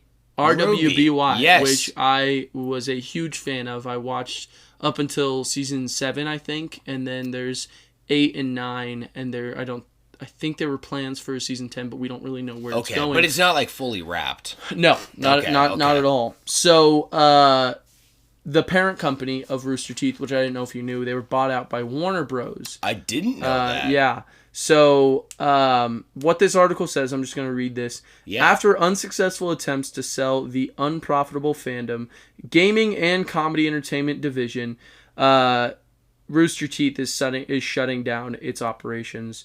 The Rooster Teeth general manager, Jordan Levin, announced the shutdown of Austin-based Rooster Teeth at an all-hands meeting Wednesday and in a memo distributed to staff. So There was a staff. Yeah, so this is pretty crazy, actually. The closure of Rooster Teeth will result in layoffs that are approximately 150 full-time employees and will throw dozens of contractors and content creators out of work as well. So this is a decision, from what we know, is I think made by Warner Brothers. Was to shut down the company. If you want, I can. I have what the guy said. Like the president or whatever. It's sure. The general manager, Jordan Levin. Oh, okay. So that's what he said. It's with a heavy heart that I announced due to Rooster Teeth. Wait, I'm so sorry, I messed that up.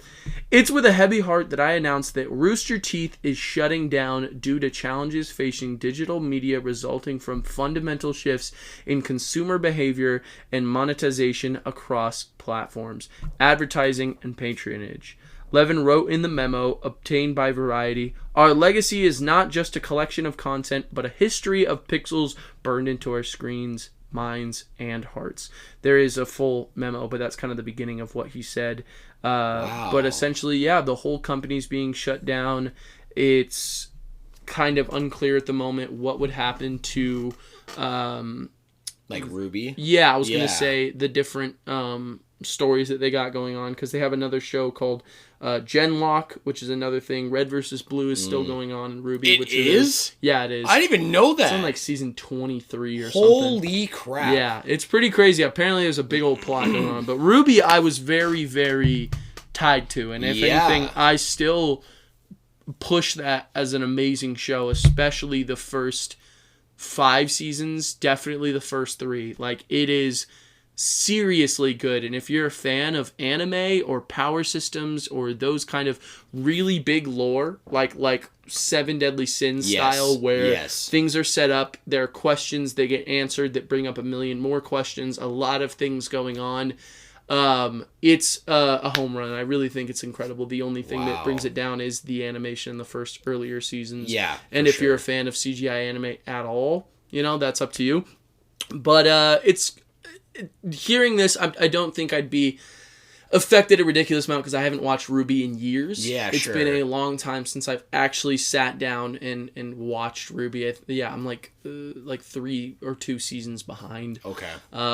But it does make me pretty sad because Monty the creator of RWBY, passed away right before the release of season 3 back in like 2016 or 2017. Wow. And they'd been making the show kind of with his notes and everything they knew from what he had left behind. And to be honest, as someone who yearns to create a story one day, I just wanted to see his story get finished. And I really wanted the best for that story. We don't know where it's going to lead. Yeah. It's not like RWBY is a dead brand. They existed before like the Warner Brothers buyout. Yeah, before there was a buyout or before anything. But even just there is still RWBY projects going on. There was that manga that just got published 3 years ago. Yeah. And then there was a full-blown anime. It was RWBY Ice Queendom, I think was the name. And it was a full-blown 2D animated anime. Oh, I didn't know that. Yeah. If you're interested at all, check it out. I think it's on Crunchyroll. Okay. But they also did this Justice League movie tie-in thing. Not a big budget movie, but it was on HBO. My mom watched it. She said it was really fucking good. She said it starts off feeling like a silly spin-off story, but they bring that into the plot and they make it kind of almost like a cool. The characters are what are we doing here? Sure, this it gets kind of meta, you know what I mean? Definitely. So and then also they did that, Blaze Blue Cross Tag is still a pretty popular game. There's another game that's a full-on RWBY game. Yes. That was on PS3 or PS4. Yeah. I don't know which one you're referencing, but I did 100%. There was one called RWBY Grim Eclipse. It was the first ever RWBY game, and it was it might be the game that I'm talking about. Was it a warrior style? I think it was. Yeah, I 100% of that game. Wow. On my MacBook, I was so into RWBY that any RWBY I would just eat it up.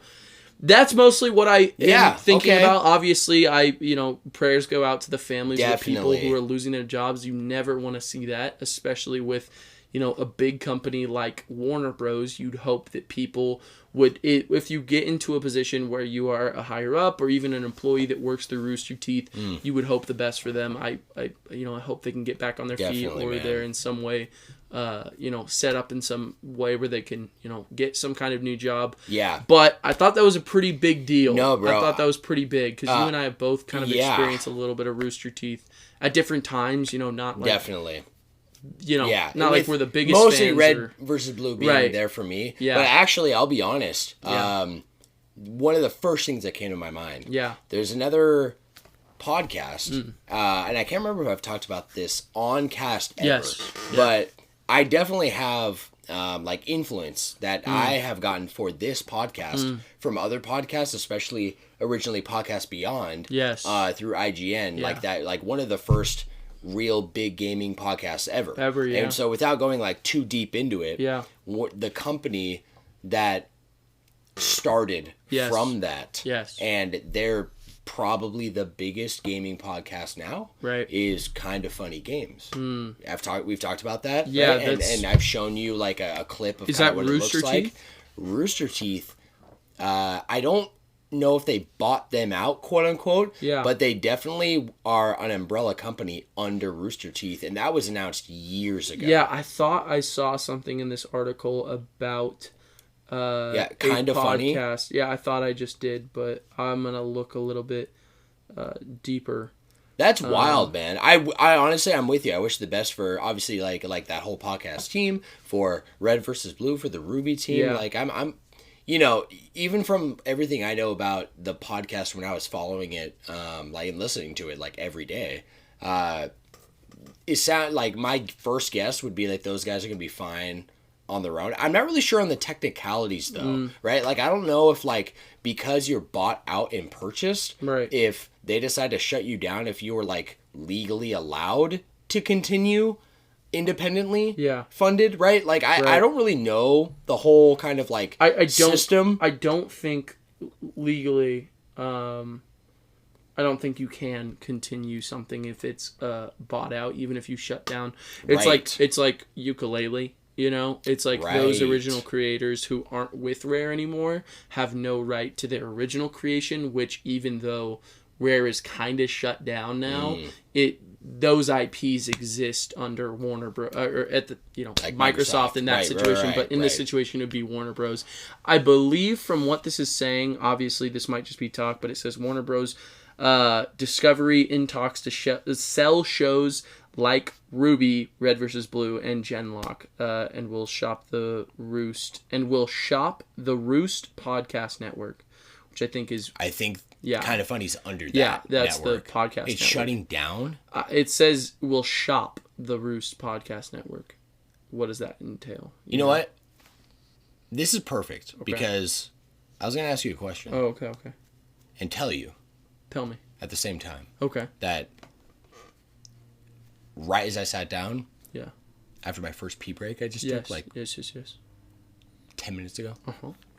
It's like I got a second tank just saved up that's now full. What do you mean? So I got to pee again. Oh, that's perfect. No, perfect. So I'm going to do that, and while I'm peeing... Yes. I'm actually going to go outside. Like, outside's beautiful right now. It is beautiful. I'm going to look up and see if they put out any updates. Yeah. Because I follow them on Patreon. Yeah, take a look. Yeah. Because it's a pretty big thing right now. All right. So... Yes. Definitely had a full tank. I don't know what that's about. That's like okay. Full tank, then full tank. Full tank on full Thanks, tank. Joshy. You're welcome. And I looked it up while I was out there. Yes. As I said I would. And it seems like I misunderstood or I was mistaken. Because what was the network that you said that you thought they were under? The Roost Podcast Network. So... Rooster Teeth on their website right now. Yeah. They have another thing called the Let's Play Network. Ah. And it's their partners. Oh, okay. And in Kind of Funny, the podcast I was just referencing, they put out an episode about exactly what you're talking about. Yeah, about Rooster Teeth shutting down. And then in doing a little bit more digging on Kind of Funny's subreddit, it seemed that they were only partnered in a way of the advertisement, like the shout out in this network, which it seems like that's the point. Like they're taking like independent developers and lifting them up and giving them kind of like a platform and they handle their merch. So that's the big partnership. So they're not owner or some kind of like creation. Right. Like, so... And it seems like anyone else in this wheelhouse, especially on the Let's Play family. So they probably won't be affected at all. Yeah, if anything, they'll lose their merch partner. It seems, but that's from my like 2 minutes of research there. Sure. So crazy though, man. It is crazy. And it is crazy. Really sad. Like you said, like they're just around for like over 2 decades. So 21 years is not something to be scoffed at. No, bro. A gaming-related company that kind of found its own footing by independent people. Yes. So just a bunch of guys hanging out, like, you know, Red vs. Blue, like original Rooster Teeth, right? Like, I even remember, like, the intro little logo that was there. Just thinking it was all, like, being, like, it was OG YouTube, right? Yeah. So it was like, wow, like, what is this? And there's these skits with just people running around in their Master Chief outfits, right? And like it's like, what? Did you watch far enough to like know anything about like the story? Lore and anything? Dude, no. It's pretty cool. Really? You find out in I think it's after season 3, there's this really good opening theme song that plays, and you basically find out like the two like people that are like trying to kill each other, Red versus Blue, are owned by the same company, and there's like a reason why they're perpetually fighting. And I don't think I got far enough to understand why. Yeah. But it got really interesting after a while. Wow. Like, you find out a lot of stuff about it, and it's pretty good. Okay. And I stand by one of the best intros of all time, song-wise, is the Red vs. Blue intro. It's so good, it's crazy. I'm going to have to show you after the podcast. Definitely. Because if you like a guitar strum, like especially like electric style, which I do, dude, it is just fucking lit. It's so good. It's so good. Bro. Yeah, fuck yeah. All right, you ready for today's headline? I want to hear the headline. All right, yes. Sweet. Yes. I think this is a great story, I'll be honest. Yeah. I didn't even really go digging this week. Yeah. Because like I said, this was something I was going to put in last week. It was like a runner-up, but it was updated for this week, and I'm like, you know what? We should talk about it. Also, most of the news right now, kind of boring. It's a lot of speculation. Yeah. It's a lot of, hey, there was like a piece that was, the biggest piece of Nintendo news was talking about that they might reveal more details in Paper Mario on the 20th or something. What's up? Can I mention something real quick? What's up? I completely forgot because it happened a little earlier in the week. Oh, yeah. But this is some of the... Okay. Do you know... Buckle in, baby. What, some of my favorite anime are? Like, top 10? Top 10? Do you know, if I said I feel like I could name some. Okay. Yeah. Okay. But your whole list... Probably not. Probably not. Okay. One of my favorite of all time. Just finally got a teaser trailer. One Punch Man season 3 is finally fucking coming. Are you serious? I want to watch it once we're done, and I'm not kidding. We say that sometimes we forget to. I'm pausing it right now. Are you serious? Yes, we're going to watch it right now. Can we please? Yes. Oh my god. Yeah, guys, hang tight. Dude, we'll be right back. Yes. Okay. All right. Dude. Yeah, we just watched that 2-minute trailer. Yeah, it's like 2 minutes. Wow. Holy shit. Wow. Okay. I'm sorry to bring this up last minute, but I kind of forgot because it was a huge deal, but I wanted to save to tell you during the news segment. Actually, I'm so happy with how that all panned out because that is so hype. Okay. So first off, I just want to say One Punch Man, for those who haven't seen it, is really set up as a satirical comedy kind of statement on the state of shonen and the way shonen anime are set up.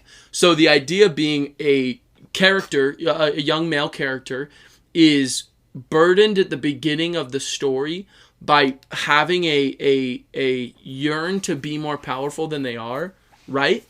And end up having to strive for that and fight for that. And usually you see a lot of really hard, fights that push them to their limits and get them to a point where they are stronger than the villain, right? For sure. One Punch Man takes that idea, shatters it, completely, almost in a way that Seven Deadly does, but it's done more as a satirical moment in One Punch because the main character Saitama is the most powerful character and beyond we don't even see a fraction of his actual power. Absolutely. And so you remember that fight with him versus the season 1? Yes. The end guy? Yeah. Yes. What's his name? I can't... it's like Ouroboros or Boros. Boros. Yeah. Boros. Yeah. One of the most powerful characters you'll ever see. Yeah, he's like an alien. He's he's all about going from world to world to just destroy power it. Yes. And just gets rinsed by Saitama. Every character does. If you run into Saitama, you are losing. It's why it's called One Punch Man. The whole idea of that and that setup is only the surface of what One Punch Man is actually about. Saitama is a complex character who actually deals with this idea of being the most powerful because there are essential parts of human nature. The idea of fear, the idea of loss, getting back up from loss, getting better, getting stronger, physically hoping for a better future, and all those things are taken away from him by being the strongest. That's only an element of his character. Genos is his own thing, Moomin Rider being their own thing, and my favorite one of my favorite anime characters, if not my favorite, of all time... It's you in my phone, bro. Absolutely. Is... Garo. This guy is... If Saitama is the ultimate bait and switch of a shonen protagonist, he is the ultimate bait and switch of a villain that is inside of a shonen show. Like an anti-hero. An anti-hero, villain. absolutely. Yes. But the main antagonist, right? Yeah, because sure. he shows up and is significantly weaker than the main protagonist. Infinitely weaker than the protagonist. When you first see him face off against Saitama, face off is a joke. He literally just like, he sees him, thinks he's a nobody, tries to attack him. You remember that scene? Dude. And Saitama literally, he's like, what the hell? And just like, gives him one chop. Boom. Shatters the floor underneath him. Not even close to his level. The whole story after season 2, which I made sure not to read because I was so excited for season 3. Yes. They don't go into the idea of a limiter, and I'm so glad that's what they talk about in the trailer. Yeah. Because the idea in this whole power system of the story is that there is a limit to where a physical being can get to that will keep them from, it's literally the limits of human strength, the limits of the human mind, all these ideas. Definitely. And the idea that Saitama did through all his training was he physically broke his limiter inside himself. Right. So his power is essentially infinite. He has nothing that could stop him because there's no limit to what his body can do. His limiter is gone. And so the story is going to this point where this is this is Garou breaking his limiter. And that shot at the end where he's talking about that limiter and him breaking it, we see Garou over time just like get beat down, get back up. He's like literally at the lowest he could be, and he just keeps getting back up over and over and over. Yes. And at this point in the series, I think that part at the end where you see him just like flexing his back, his muscles are expanding because physically he is at the point where he is now breaking his limiter. And so it's literally, the show is setting up the anti-hero who's going to go against the hero is the shonen character who's grinding up and is becoming powerful enough.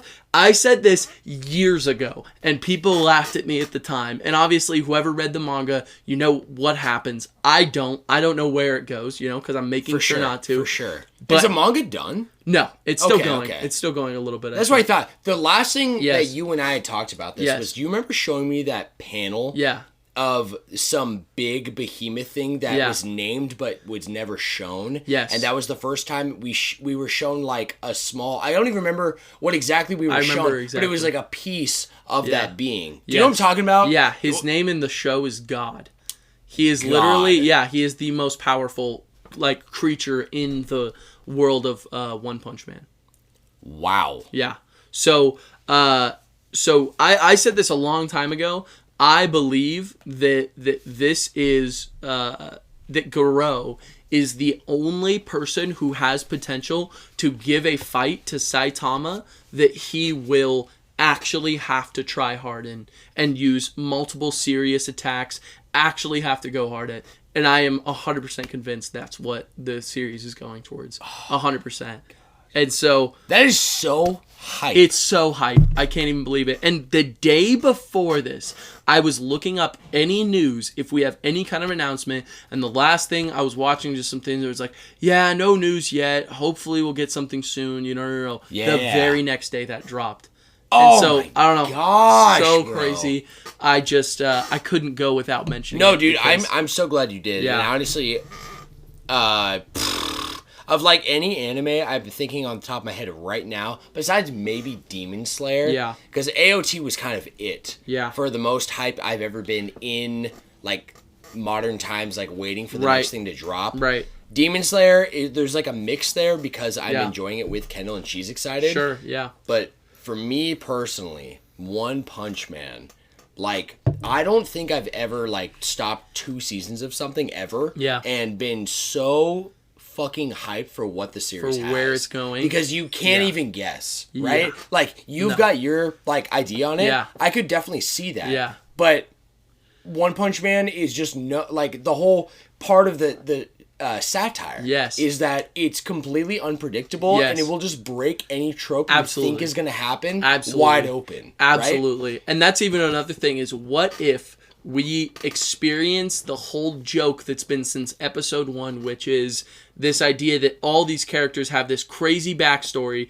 Saitama pulls up, beats them in one punch. What if we watch Garou this entire time, break his limiter, do everything he can do, become one of the most powerful beings, and Saitama takes him out in one punch? I could see that happen. I could also see that happen. You know what I mean? Like that being a part like of an the entire satire. Season build up for that moment. Or season 2, season 3, hopefully season 4, and then it ends with Saitama beating him in a punch. Who knows? Maybe. Who knows? It's one of those shows where they team up. Or they could. Yeah. Yeah. Shit, man. Oh my god. No, dude.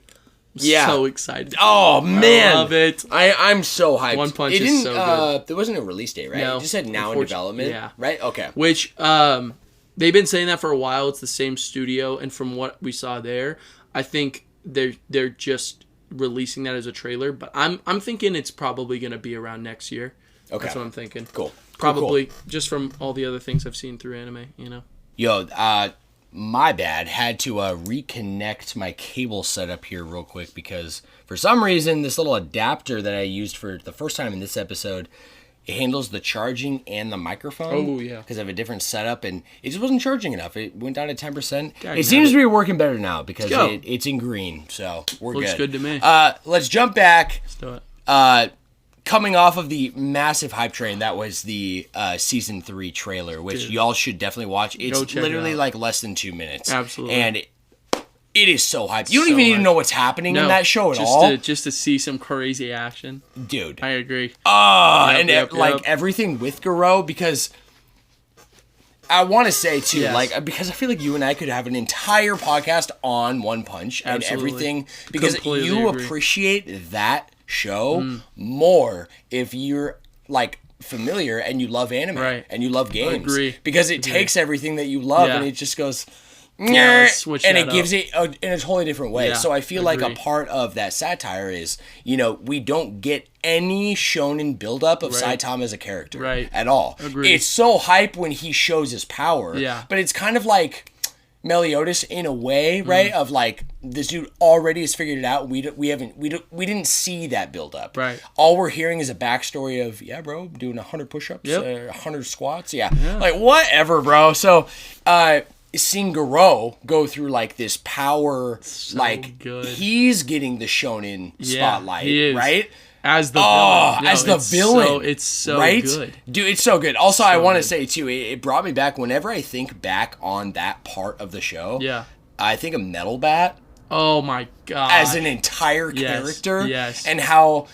the satire again, it's okay, this dude is just a dude with a bat. Right. But it's how some they delinquent character. Right. How they amp him up, how they show off his power. His fighting. Yes. I mean, it's even funny because you first get introduced to all the Class S heroes. Right. Right at one section, and they're all goofy looking. You see Putty Prisoner, you see Darkshine, you see Tatsumaki. I don't remember a lot of them, actually. Yeah, I remember all of them. There's the big fat guy, Pig God. There is Child God? Emperor. Do you remember him? The kid No. with the backpack? No. He just looks like a little kid, but his tech is so advanced that he's a Class S hero.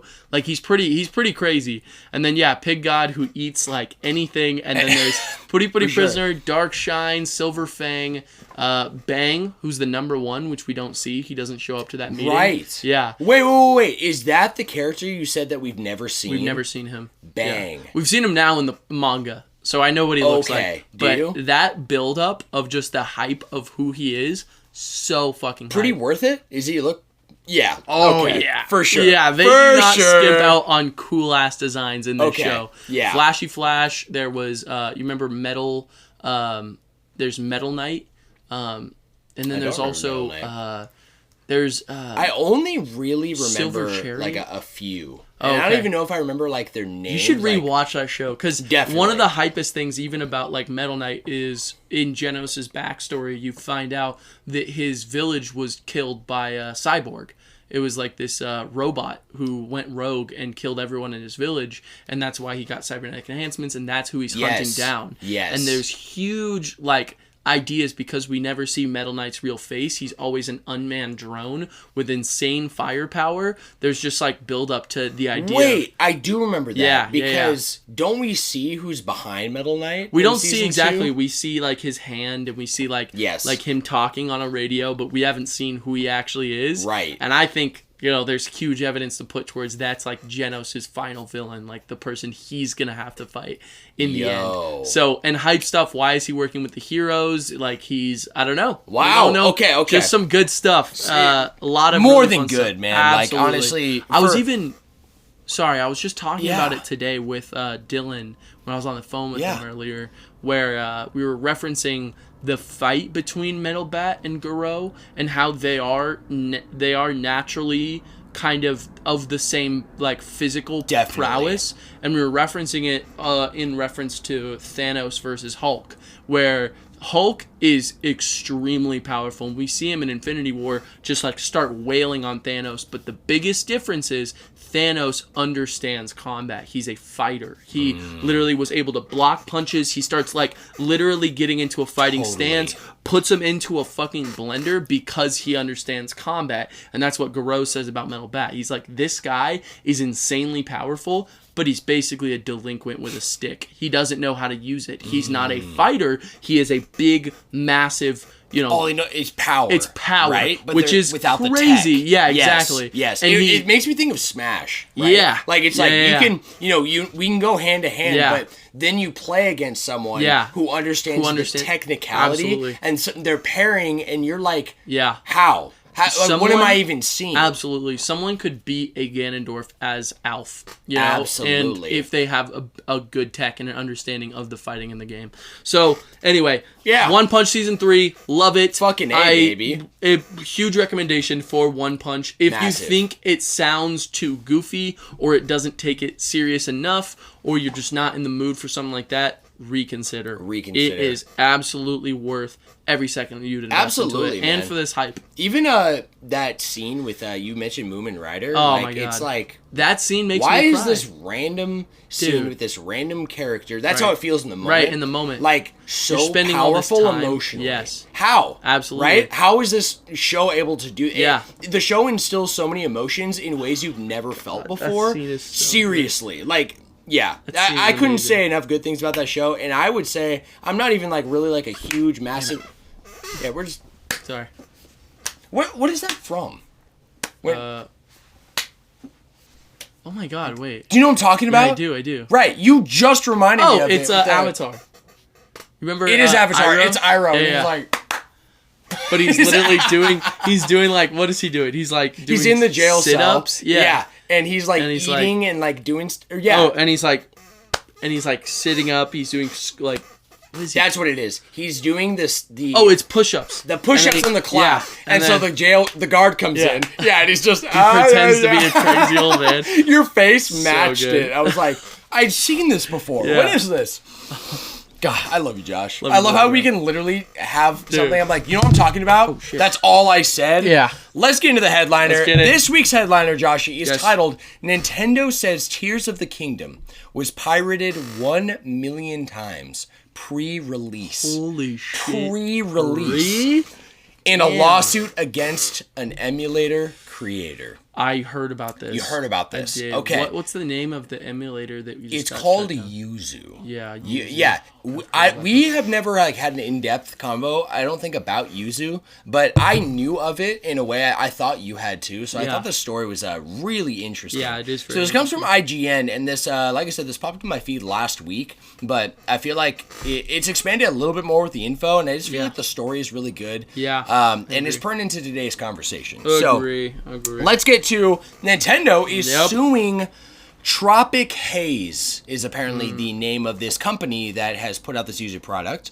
The creators of the popular Nintendo Switch emulator, Yuzu, alleging its tech was used to let over 1 million copies of Tears of the Kingdom download illegally a week and a half before its official release. Dang, that's which, crazy. Honestly, in the history of Nintendo... Yes. And for those who don't know, and maybe even Joshy, Nintendo kind of like Apple in a way of like, you know, Yes. because they do their own thing, because they have their own development team, because they encrypt their games their own way, notoriously the most difficult to kind of crack. Right? Yeah. Like in a modern sense. Yes. Obviously the older tech, you know, there's emulators everywhere, and like the biggest point of those originally is like, oh, classic NES games, Game Boy games. But as it's evolved, you know, to have a modded 3DS when the 3DS was relevant, it was a base model 3DS that was never updated. Right. That was the only way you could mod it, right? Yeah. Like, and Nintendo's like, all those tiny patches they get on a weekly basis, those are actually really just security codes. And they're pretty cracked down on it. They definitely surprisingly, for them having terrible online infrastructure and a bunch of other things, right? But Nintendo, above all else, they value the sacredness of their software and their IPs and their hardware more than most, I would say. Absolutely. Right? So the lawsuit was filed February 26th in the United States District Court of Rhode Island. And it has this quote from within the lawsuit, which is where this info has kind of come from in the story. Because Nintendo hasn't come out and said this is happening. This is from just an internal filed lawsuit. The quote is, "Today, Yuzu provides any internet user in the world with the means to unlawfully decrypt and play virtually any Nintendo Switch game, including Nintendo's current generation and most popular games, without ever paying a dime for a Nintendo Switch console or for that game. And to be clear, there is no lawful way to play Yuzu, or I'm sorry, to use Yuzu to play on a Nintendo Switch its software, including..." Wow, the way it's written, I'm sorry. I actually didn't, I guess I typed this out and didn't proofread it fully. Well, shoot. I'm going to decrypt this sentence, real quick. So to be clear, there's no lawful way to use Yuzu because it must decrypt the game's encryption. And basically that's illegal. So whenever, like, on a software side, you know, you put out encryption on, like iPad OS, you know, if you break that and start putting in your own shit, it's breaching the terms of service. It goes without saying, you don't need to know any of that technicality to kind of know that if you mod your modern thing, it's not legal. Right? Like, because of the terms of service. Exactly. That you're signing and you're agreeing to and blah, blah, blah. You're agreeing that you're not going to, like, fuck that shit up. You know, we're just in a different time from things like emulating an old Game Boy. You know, it's disconnected from the internet, so Nintendo themselves is not even... Excuse me, I'm getting the hiccups now. Thank you are. Mikey showed me the most effective way to get rid of hiccups 10 out of 10 times. What is it? He said, "You're not going to believe me, but grab a lemon." So I did. It was a lemon wedge. He said, "Put it in your mouth real quick." I'm like the whole thing? He said, "Just the end or put it in your mouth." So I did. He said, "Okay. Just suck on it for a sec. Pull it out. No hiccups. What? At all. That's crazy. At all, man." And then Kendall did the same thing. Dude, game changer. I promise you that. That's so Let's continue. That was all stated in the lawsuit, so I'm going to end that quote. Continuing from IGN, Nintendo is demanding $150,000 in damages paid to the respect of each copyrighted work, in addition to the actual damages to Nintendo themselves, plus the profits gained from the violations. The lawsuit also claims Yuzu's Patreon page did not know it was fully fan-funded on a Patreon page. Yeah, before I read this article, but it allows its developers to earn $30K per month. That's how big they've blown up. Wow. Providing daily updates, early access, and special unreleased features, with their membership numbers doubling in this time period of a couple of weeks before the release of Tears of the Kingdom. Holy shit. And lastly, Yuzu's website provides detailed instructions on how to unlawfully acquire, quote-unquote, from the whatever Nintendo put in with the lawsuit, cryptographic keys used to decrypt and play these games on any user's Switch. That's the end of the story. Dang. Yeah, just want to bring that up because that's pretty big. I remember, and I don't know if you and I talked about this like off cast, but in my mind it was like some time ago, 6 months, a year ago or something, when I heard about this thing on a news article, and I remember reading it and being like, how is Nintendo okay with this? You know what I mean? Like, this is literally a device you just plug into your Switch and it just mods it, and you can get anything. Right. This sounds like a really bad idea, right? Mm-hmm. And in just me looking at it in that time frame, I think I remember like reading comments like on Reddit or something, and people were basically saying like, well, there's no risk for me doing it because I'm not the modder, right? So this is basically a fly out statement saying, if you use it, you'll be fucked, right? Yeah. Like, and Nintendo's also has a history where if you do anything they deem is modding or anything like that and you get caught, they will literally perma-ban the IP address of your console. That's crazy. You'll never be able to connect to the internet again. You wouldn't be able to. Right? You'd have to buy a new console. Like, it's literally insane. Right. Or even if they link it to your account, you lose everything. You're done with it, And I don't know about you, but because I'm an all digital person now, I have too much to lose. That would actually break me. I would probably never play Switch again. Yeah, you know what I mean? Everything you have and having to repay for it. Literally, I already had to buy Breath of the Wild twice because it got stolen once. Right, and that was already hard. That already hurt. Enough. That was so bad. If I lost everything, couldn't even imagine. And then the number one thing for gamers, save data. Yes. Could you imagine? Like, bruh, hours and hours on everything. That goes hundreds of thousands, everything. bro. Yeah, like, are you kidding me? Like, it just actually insane. I mean, it's like, Smash alone, just my Switch, thousands. Yes. Like, what? So, I just thought this was actually nuts, and I'm really curious to just kind of like watch from afar now and see what happens. Specifically with the Patreon thing, I can't actually believe through Nintendo's history that I know as an average dude. Yeah. Well, like average Nintendo gamer, I'd say. Yeah. You know what I mean? Like.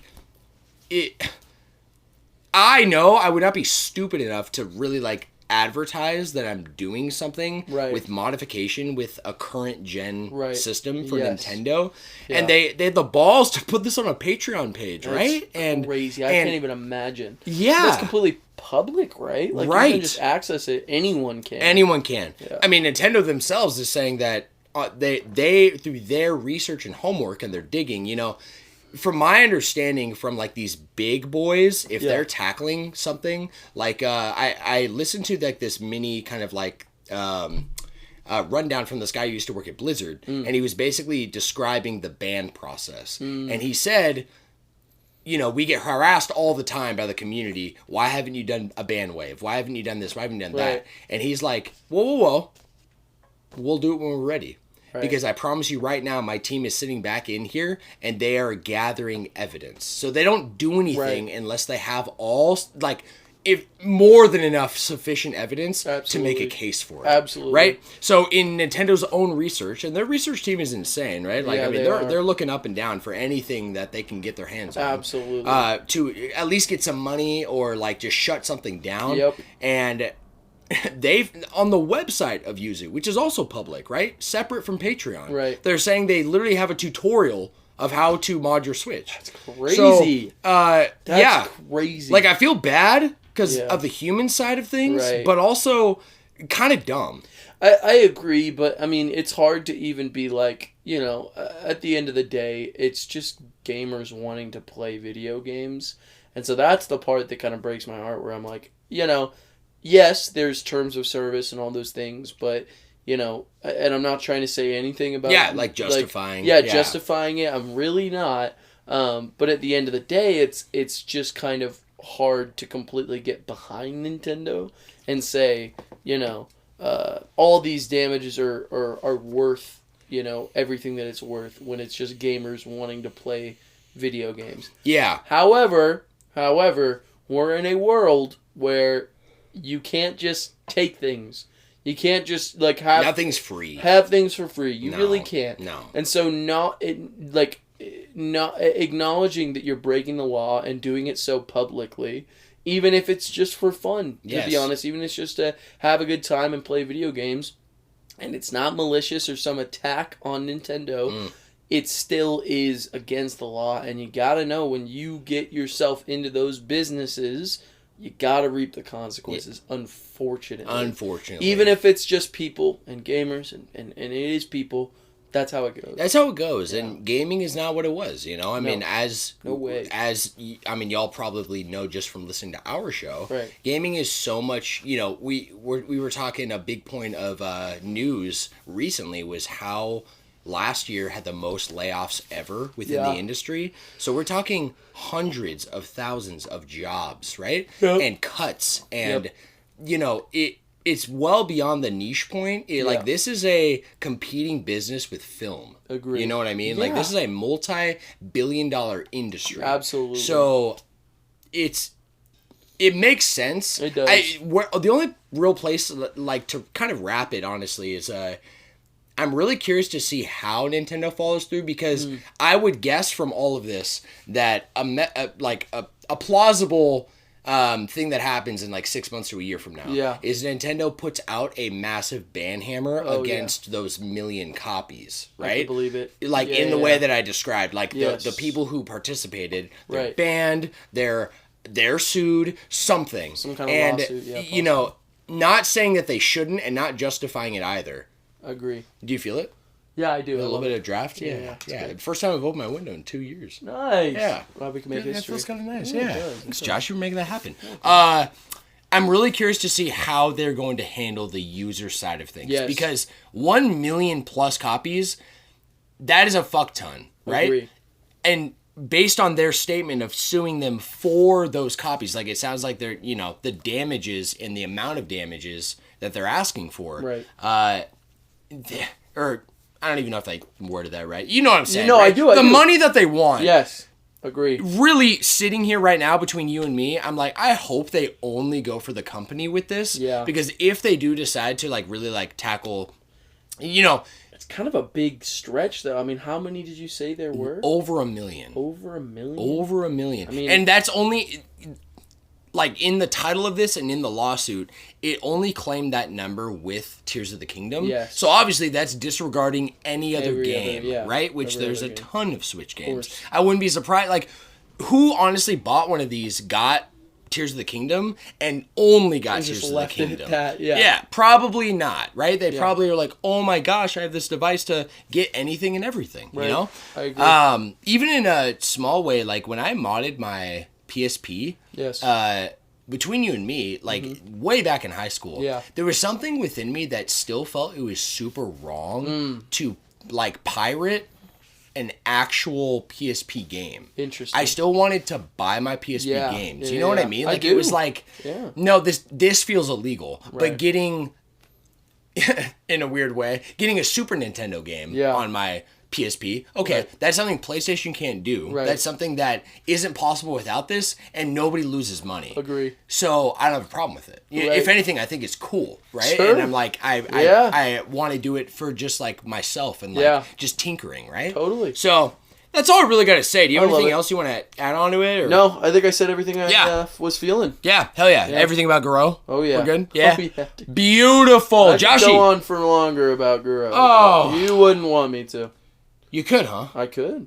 Absolutely, I could. I don't doubt that for even a fucking second. Because my guy, you know we all can talk. Oh, we can. So speaking of talking, Josh, I think it's main topic time, my friend. Yes. Main topic. Absolutely, yes. Main top pick. Main top golf. Ooh, topic. Joshy, today's main topic, my friend, following suit of what I was talking about last week with the restructuring and, like, the new format of the podcast and simplifying it.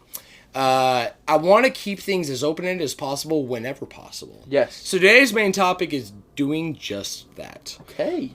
We analyzed our the new Pokemon trailer last week. Yes, we did. And I think a big point of main topics for this podcast is doing things just like that. Talking about relevant news, talking about predictions, anticipation, whatnot. Yes.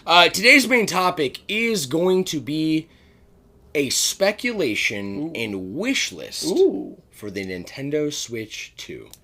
Okay. You down? I'm down. Let's do it, baby. I already have some, so I'm very excited about that. Yeah. Yeah, I don't know exactly what I'm going to call it, but it's going to be something along those lines, and that is pretty much our focus today. And I thought it would be fun if we went through and we had a discussion first about speculation and rumors, maybe that we both have read on the internet, maybe like from reports. Yeah. Where's your head going? It's a long one, but it's let's switch to a speculative mindset. Ooh. That would, if we did that, that would be the first Flash Bros title that's longer than like 2 words. Yeah. And it would be a lot longer than 2 words. You said let's switch to a speculative mindset. Yeah, let's switch to a speculative. I don't know. I like the let's part, actually. Let's because the tentative title I had was switch to Wishlist. And it's That's simple. We can do that, switch to Wishlist. Okay, it makes sense. So, yes. What do you feel? Like, okay. I feel like let's start with speculation. Then let's to get into a wish list. Yes. And then actual predictions. Let's get into speculation. And with the wish list, for the wish list, I want to set up what I would expect from the console itself, and then the games that would come with it. You done with that? Yeah, definitely. Okay. And then a predictions list. I think we should end with that. Like, so an speculation. actual... Wait, speculate. So speculation. Casual discussion to start it off. Yes. Let's bring that through right here. Yes. Okay. Let's bring that up. Let's start here. Speculation. Yes. So any news or anything you've heard or any of the articles you've clicked on of what is coming with the Switch, this is kind of what I've gathered. Yes. The screen is going to be bigger. Yes. Right? The bezel is going to be slightly. Yeah. Yeah, I think it's going to be bigger than the OLED. I think so, right? Too. That's what I've heard. And I don't have specs on me right now. Yes. Off the top of my head, I think the original Switch was like something like 5.5 inches of screen. That sounds about right. Like diagonally, right? It's 6 then, right?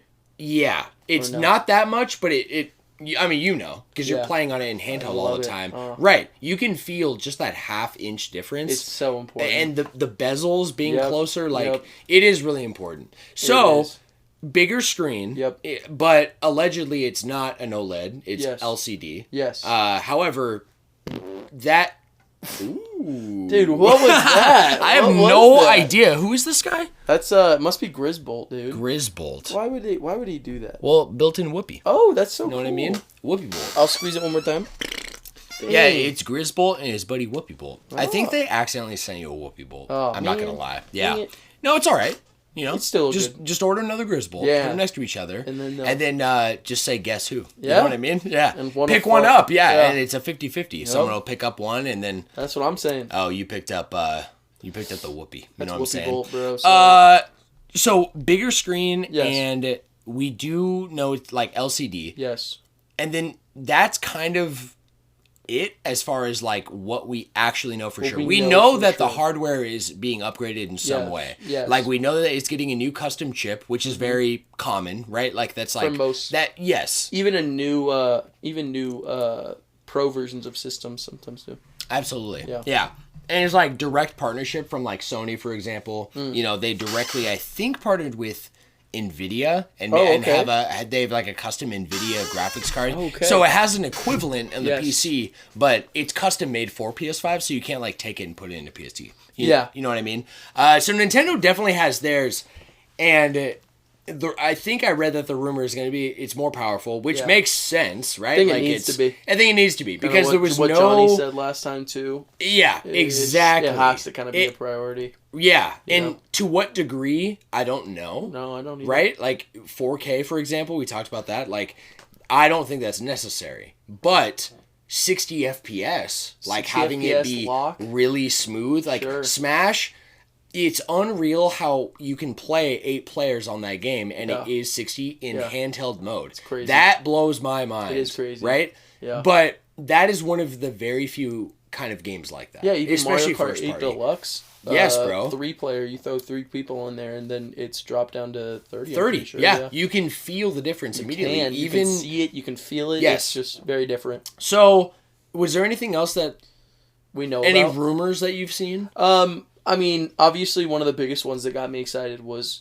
about the specs, which is it would be roughly equivalent to a PS4, which is an amazing idea. Definitely. Because that is still a very impressive system. You know, it's I would not, say so. Yeah, it's not, you know, a modern, you know, PS5 or anything, but there are games that like Last of Us Part 2 that are some of the best games you've ever fucking seen in your life.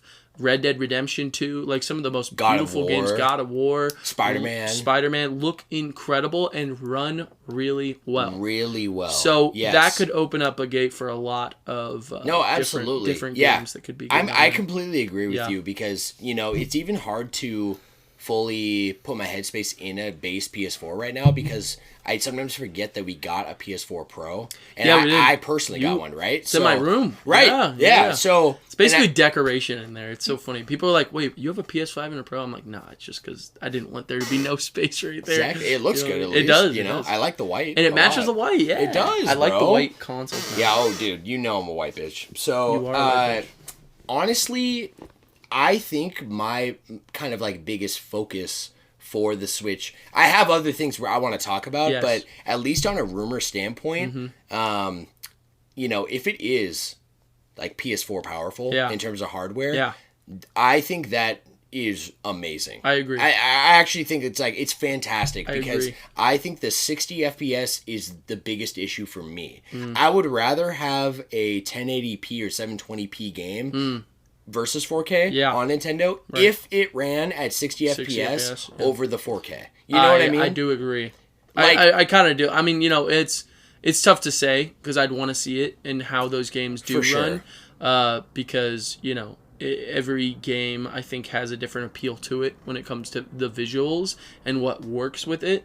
But for the most part, I'm 100% with you. Yeah, you know like, what I mean? and you know what I, like, when I'm thinking of a game example, I'm thinking of, like, Xenoblade, right? Yeah. Or Tears of the Kingdom, or Breath of the Wild even. Like, those games, in my mind, it's one of those which we've talked on cast, like, they're gorgeous. Beautiful. Like, if you don't have it directly side by side with, like, a PS4 game like Final Fantasy VII Remake, okay, then you're looking at it and you cannot be like looking at that and telling me it's ugly, right? Agree. You can't be running around the world with Shulk or with Xenoblade 3 specifically. Like, it's like, wow, this is so optimized. So that with Nintendo's history of kind of their own engines, their own whatever, and everything being custom for them, I have no doubt that Nintendo could, if the hardware's there, they will optimize it probably better than any other. I do agree. You know what I mean? First party company. Absolutely. So that for me is kind of like a. I think we should segue into the wish list. I was gonna say, you know what I mean? Do it. Yeah, because I don't know if there's anything more we can talk about in the rumors. Let's just talk about what we want. Right now. I want to start it off by hardware. Because we're kind of already talking about that. I think the Switch is incredible. The OLED especially. I think that screen is amazing. The like you said, the you know, inch that it adds is amazing. It's amazing. You know what I mean? It's so much. You know what I mean? Dude, 100%. But I would say one of the biggest issues I have with the Switch at all are those Joy-Cons. I am not a fan, unfortunately, of these Joy-Cons. I understand the style. I understand it works for a lot of people because, you know, casual play and, you know, a lot of people used to play on a Wii remote sideways. I get that. I really do. And you're telling me this thing came out when I was in high school. I used to go to the library and play games with people. I would play Smash Bros. Well, everyone had their own Switch at that time, but when it first came out, it was like playing snipper clips with the sideways Joy-Con. There is something so deeply fun about that. That I understand. And honestly, I am huge for me in my tech world because I'm more of a techie guy than just a gamer. As you know from knowing me personally. Absolutely. So, you know, a big thing for me is convenience. Okay? So, no question, having two controllers, wireless controllers, attached to your console at all times, ready to go. I don't know if there's ever been a system like that that's more convenient. Agree. But that is one of my biggest issues with the Switch, too. It's that, I mean, like, I was kind of on a small rant with Johnny about it when we were hanging out on Monday. Really? But I have a lot of issues. Probably my biggest issue on a hardware side with the Switch is those Joy-Cons. It's several things. It's like, number one, since launch, drift issues that are still not fully addressed, right? Even like, okay, we have these new Joy-Cons and now an official statement to fix ones for free, blah, blah, blah. Then immediate reports, you know, they come out with a new limited edition Joy-Con. I have this Zelda one, but I don't think it was that one. I think it was like the Splatoon 2 one or something. Still had the issue. Right? And it was like, what is happening? It's like the 360 all over again. Yeah, absolutely. With the Red Ring of Death. You know what I mean? No, I do. But I'm with you in my biggest thing is like, number one, like, Nintendo specifically, like they have great feeling hardware, right? Agree. You hold especially compared to the base 3DS, you hold like a 3DS XL. Yeah. It feels very solid. Beautiful. Yeah. It doesn't have OLED. Doesn't significantly on paper, it's not a Vita. Right. But it feels amazing. It does. And the 3D really works. It you does. know? And the circle pad, for being what it is, works better than any other little slide pad I've ever used. Do you know what I mean? Yes. But the Joy-Cons, there's such a problem with... You were talking about your playing Kid Icarus, right? So that's huge. I have, I'd say maybe just above average or maybe average guy hands. Right. Okay? And I have massive hands. Massive hands. My hands are huge. Yes, guys. bro. If you guys have ever seen me in real life, you're basically cradling that. You're using your stomach or chest to hold your Switch up. You know what I mean? Because your hands are so massive. Absolutely, because they're so big. Yes. So... The controller's it's very uncomfortable. Yes. Especially for long sessions. You can't. Why the fuck would I do that? Yeah. And I've even dissected with my own experience what is wrong, especially since I got those Joy-Cons. I have those pro level Joy-Cons by Hori, right? Yes. Yeah. Yes. So good, by the way. I can't recommend them enough. The only thing that's missing is rumble and motion control, but because of the comfortability, it's genuinely a give and a take. What is it? Like a give and a take. Like it's like you know what I'm trying to say? Sacrifice. Yeah, it's a meaningful sacrifice. Meaningful sacrifice. Let's go with that. Yeah. I'm willing to give it because of the comfortability and the. It's long funny play because time. we connect on that brain level a lot, and I know that's not what you were thinking. Yeah, but it matches. But it works. For. Yeah, it so works. We're both good with it. Exactly. You know what I mean? And one of the biggest issues is because it's made to be played on the side, the sticks are directly underneath the buttons, and I want you to literally just grab your hand and just try to picture moving a stick right underneath the buttons. That's automatically uncomfortable, right? It's terrible. A stick should be not perpendicular, but is that perpendicular? It's to the not exactly, side and to the but basically, left, right? I think of it as you have your hand. Your hand naturally, and so your thumb moves thumb, like that. Right. When you're holding the controller, the ideal for me, if I was designing a controller, is nothing but the thumbs move. Yes. Okay? And other than pressing triggers, maybe two triggers. Yeah. But you don't actually need to move. You're just pressing those two fingers. Right. The thumbs, we have opposable thumbs, right? That's right. That's what separates us from a lot of other species, that's right? Not wrong, and that's what makes us special. Pretty special. So we have taken advantage over your poster in your room. Yeah. Evolution of decades, 40 years of an evolution of the controllers. We were talking about the Oculus controller and why it's so great. Yes. And the biggest reason is form factor. It's form factor. This joint you have on your thumb, that is like this axis point. Yes. And it needs to move. If you're doing a lot of bending in closer to your axis point, very uncomfortable. It's just not possible for a long... It crams your hand. It does. And it's one of the reasons I don't use I don't use Joy-Cons. No. You know? I don't use them unless I absolutely have to. Unless I have to. Which most of the time never happens. Right. I enjoyed it when I first got the OLED because it was it felt like a new console. I was really enjoying that. Plus they're white, beautiful, love them. Beautiful. But it's just not sustainable. No. It's not for a long game period. So what I have to say is that I hope that we get at least released alongside, if not possible. I think original Joy-Cons will be accessible with the Switch 2. I think it'll be like Wii U and the Nintendo Switch.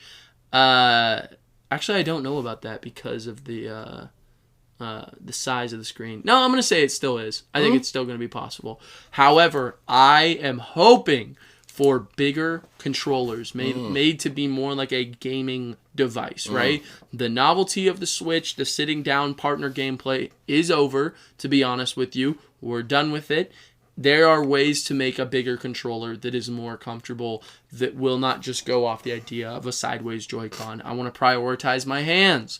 I want these hands prioritized. I want the system to be powerful enough, the screen to be beautiful enough to play these games the way that I feel like they deserve to be played. Absolutely. If you gave a more powerful system to Breath of the Wild, imagine imagine what it would look like. It's literally crazy to even think about. You know what I mean? No, for sure. You know, and we actually, I think we talked a little off cast, but you look at like a PC emulation of like Tears of the Kingdom or Breath of the Wild. It's like now we're seeing it in what it could be. What it could be, and which it already looks amazing. Is insane. Yeah. So just putting that up. So I'm hoping for backwards compatibility.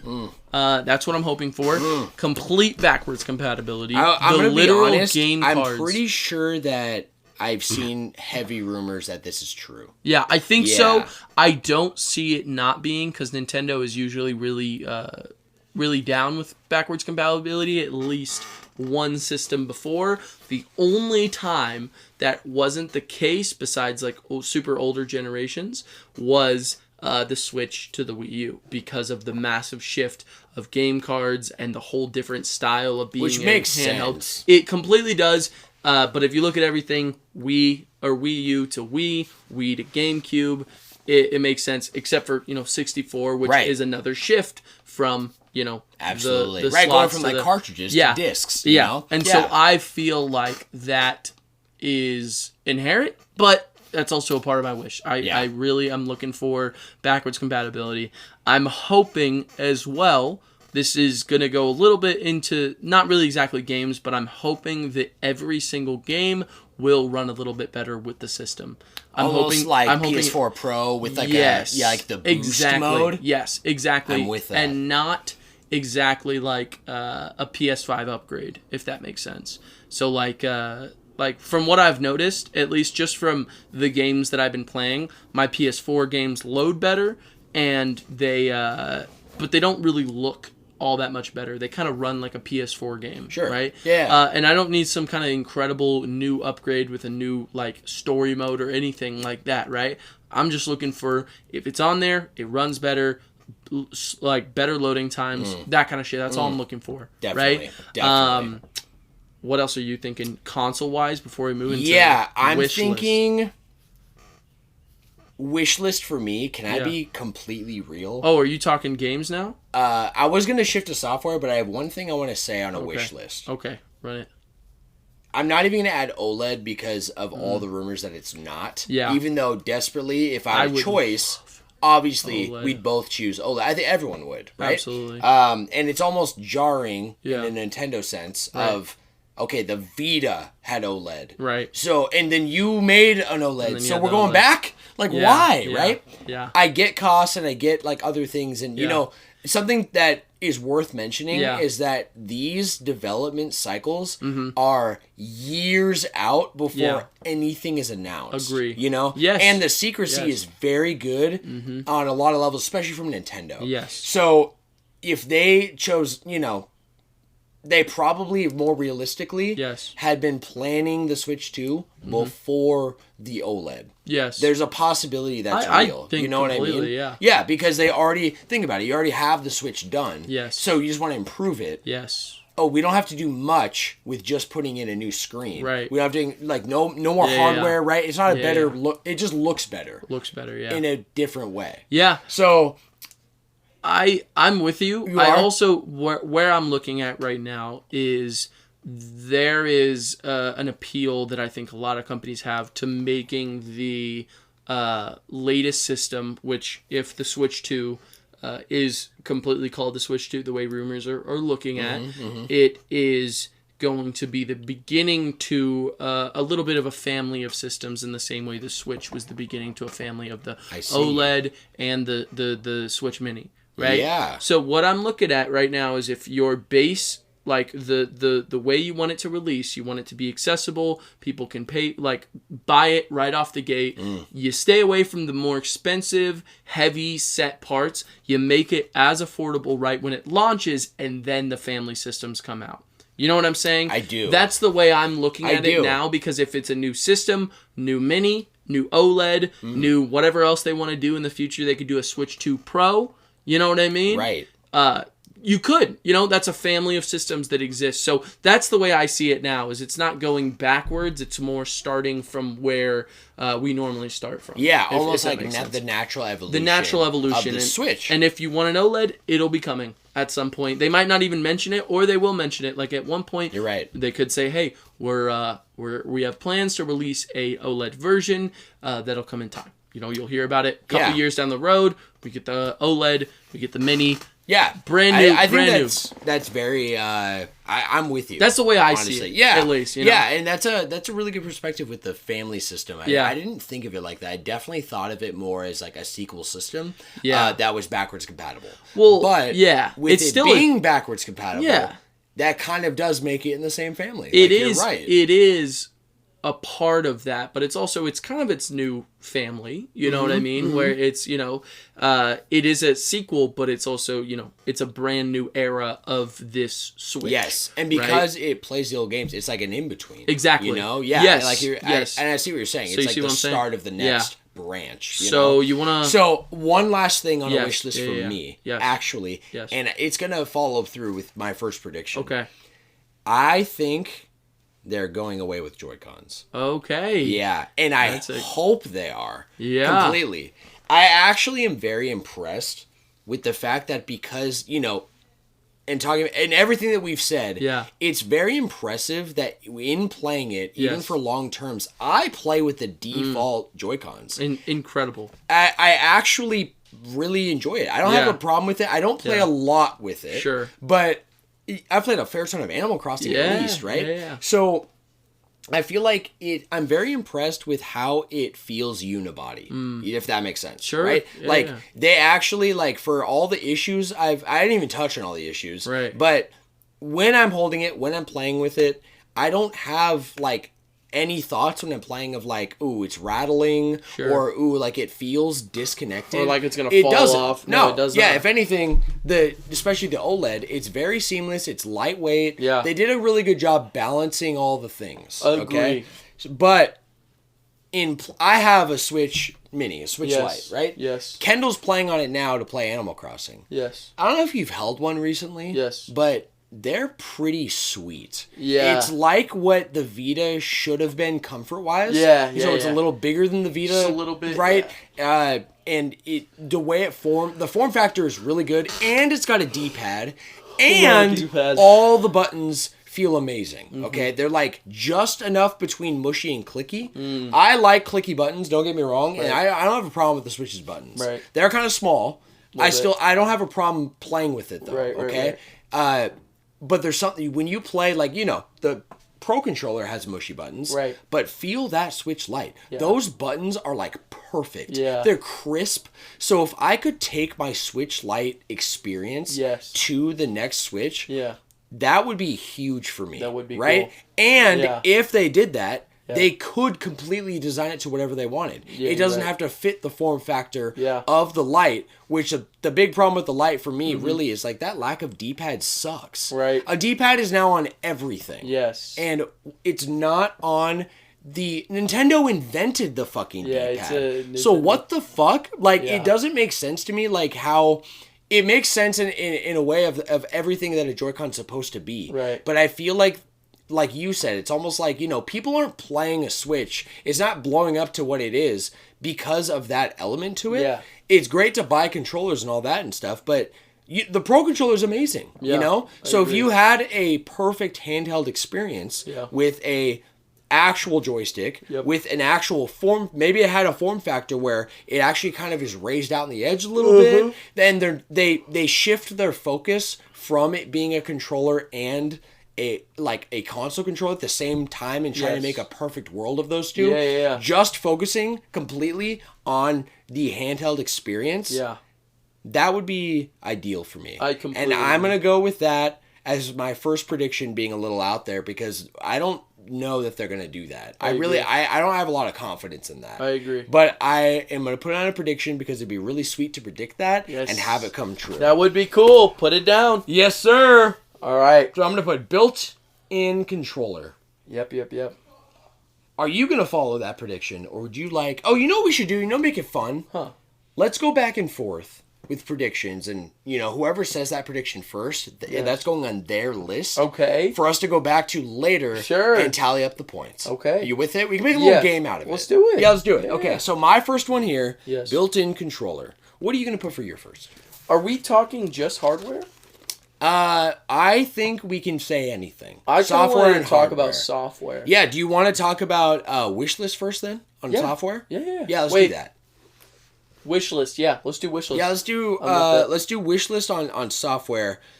Because for me, first and foremost, I want to hear what you have to say. Themes, and UI. Listen, Nintendo has from everything. I don't know if you remember the original DS. Yes. Okay, in the UI and the software. Right. That was the first time they had a home screen. Right. Right? Like, it was like... the Wii is a much better version of what the DS was. Right. And do you remember that if you went into the settings, you literally had to reset your DS to go back? Yeah, you had to turn it off. You had to turn it off. What crazy. is that? I don't know. It didn't have enough RAM... dedicated to the UI, everything in the DS was dedicated to the game. Right. So because of that disconnect, there was something about how they just didn't have enough elements of RAM built in for that built-in home screen. Yeah. That you just had to reset it because there was no way to reboot it internally while the system was still on. Yeah. Which is crazy. It is crazy. So they've evolved a lot, and yes. The 3DS was pretty good, but I'll bring you back. A lot. Yeah, the 3DS, was a great if anything, it's great. Yeah. Here's my point. Yes. The Switch has an amazing UI. Yeah. Beyond amazing. Yeah. It has instant sleep, instant wake on any game. Agreed. It has, navigating the UI, other than the little online that was added later, it's razor fast. Yeah, it is. Right? Doesn't matter how many games you got. It slows down a little bit. If, I have, a 500 gigabyte memory card. So I have almost all the games I've bought on that card. Yes. I started deleting some because I noticed a little bit of a slowdown. You think so? Yeah, just in a little bit of the snappiness. Okay. Maybe because it's all digital, I don't know. But in freeing up, I didn't even delete them. I archived them, so they're still there if I want to download it and play it. Right. But Astral Chain, that's several gigabytes. Right. And I'm not going to play it right now. So I might as well, right? Astral or Chain Xenoblade 1 or Xenoblade 2. I can re-download those anytime. We got great internet. Yeah. So, if they could, for my wish list, keep that focus, right? Focus on making that UI. They perfected that. Don't, fuck that up. Agree. But integrating themes, especially if it had better hardware to handle it. Yes. Themes would be incredible. Themes would set it apart from everyone at this point. I agree. You know what I mean? I do. So, and also that's coming from a place of the 3DS has the best theme library of any home console ever. Yeah, and I agree. I'm saying home console. I'm just basically excluding PC. Oh, okay, you know what I mean? okay. Which is the most customizable thing ever. Yeah. So, for a built-in system, right. The Vita even had themes, but compared to the 3DS, 3DS was crazy. Crazy. Some themes have a sound when you click on a game. Yeah. Some custom a background everything. Song A scroller. Yeah. So as you're going through your list, it has a moving background. Yeah. There's so much love. So sick. Dude, they literally came out with, at the end of the 3DS's life, that freaking sticker shop. Yeah. Remember? You're talking about badges? I am talking about badges. Nintendo Badge Arcade. Yes. Yeah. Which costed money, and I, gave Nintendo voluntarily money. It didn't cost money. Oh, yeah. It didn't cost it to get maybe a few badges, but if you wanted all the badges, you definitely need to spend money. I got a ridiculous amount of badges without spending any money. I played that game every single day. And I have every single badge I ever wanted. I had the whole Twilight Princess line and the Ocarina line. I didn't spend a dime. It was definitely a gotcha. You know what I mean? Yeah, it definitely was, but I remember there were ways you could cheese it. Really? Yeah, I remember playing it every single day, and then you got something every single day, and then if you logged in on special days, you'd be able to get certain things. Yeah. And usually I got everything I wanted. Wow. That's so cool. I definitely, I felt like it was always, one day left on all these things that I really wanted, and I was like, fuck, I definitely need to spend, $10. Did you play it every day, though? I think I did for a minute. Okay. Yeah. I played it every day for the longest time. That was, Nintendo Badge Arcade was, one of the games I was picking up my 3DS for. Yeah. Yeah. And it was actually like a game within... Yeah, I can't series remember of how themes. it plays. You pick up Yeah, it was like things. like a crane game, wasn't it? It was. Yeah. But I can't remember. Oh, yeah, because you literally played it, and if you fucked up, you didn't get a badge. You didn't get the badge, yeah. Yeah, no, you're 100% right. It's so funny. So, kind of going back to what we're talking about, though, like, my point is that Nintendo had this figured out better than anyone. Yeah. So, that is a huge, huge wish list for me, is on a software side, basically perfecting and blending what the 3DS was and what the Switch is now. I do agree. Software-wise, I think what would be really nice is I like the simpleness of the Switch, but I also like the alive feeling of previous consoles, such as the Wii U, and even to a degree the Wii. I felt like, especially the Wii U, it felt alive, and it felt very, very Are you talking about like the Miiverse? Not just Miiverse, but just the way that the selection of the games looked, a little bit of background ambience, a little bit of like sound and sparkle to each game. I see what you're saying. You know what I mean? No, I definitely. love the icons and I love everything. I love the sounds. Yeah. I love how cute it is. It's definitely like you don't boot up when you boot up a Wii U. Yeah. Even today, like, you know, it's alive because everything is moving. Everything's moving. It's subtly there's though. a It's not distracting. Yeah, and then every single like click, it just sounds alive. It feels alive. Much more than the Switch, which I really respect because they were going for more of like a mature style. Yeah, like it's very minimal. Yeah, it's extremely minimal. But I think with the way the PS5 does it and the way that I've experienced with even like the PS4, there is a way to be minimal but also be alive and have that feeling of alive. And sometimes it's a background sound, or sometimes it's a specific, like, I don't know, like shine to it, or even just like a like flashy way that you would like open up a segment. But I would love that. I think something a little bit flashier, and I don't know. Yeah. I think that would be one of the biggest things for me, because picking up the Wii U always makes me hope for like the next console to kind of be more like it, to be honest. And you don't have to have a bunch of Mii's running around or anything crazy like that. No. Just something a little bit flashier. No, a little bit. You know what I mean? I actually am 100% with you. It's Nintendo. Yes, dude. And there's something, I mean, how many times has even like your family just turned on the Wii and let it sit there? Absolutely. And there's this background chime. I mean, dude, the Wii eShop is a literal theme. Yes. Song. I agree. And it's amazing. The 3DS shop? Yeah. Like, amazing. Like, it's like, the dude, Wii there's U the Wii U. The Mii creator menu, like, just having those things a little more front and center. I think yeah, honestly, in a way of, like, right now, as we have mentioned before, like, we've got a backdrop from a YouTube video on my TV. And last week, we did the same in your room. It gives like a sense of aliveness, right? Sure. And the only difference between this and a normal setting is that the volume's off, right? Agreed. But it's on, and this screen in particular is a still. Yeah. But we had one on earlier that was like a morning kind of like lake vibes. Yeah. And it's slightly moving. There's an alive feeling there. Walking into Dorian's room, there's an alive feeling of like some lo-fi playing, some jazz music, right?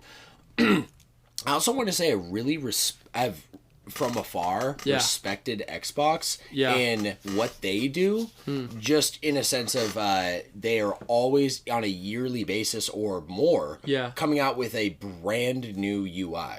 Yeah, even from my time with the Xbox One, I respect it because they're literally having a dedicated team just work on making the console, no matter when you get it or if you have it and you've taken a break, it's going to be a fresh experience and you don't even need to buy a new console. Agree.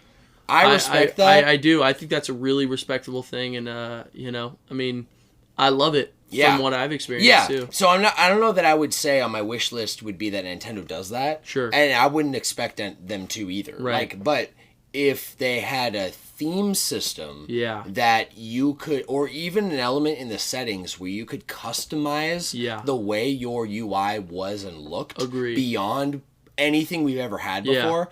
3DS and Wii and Wii U, they had a small part of it. You could move your icons to where you wanted. I love that. You can't even do that on the Switch. Not really. They give you the option to like sort it by alphabetical or like but that's even just the library, not your home screen. Every time you press that home button, it looks the same. It's got your recent games, right?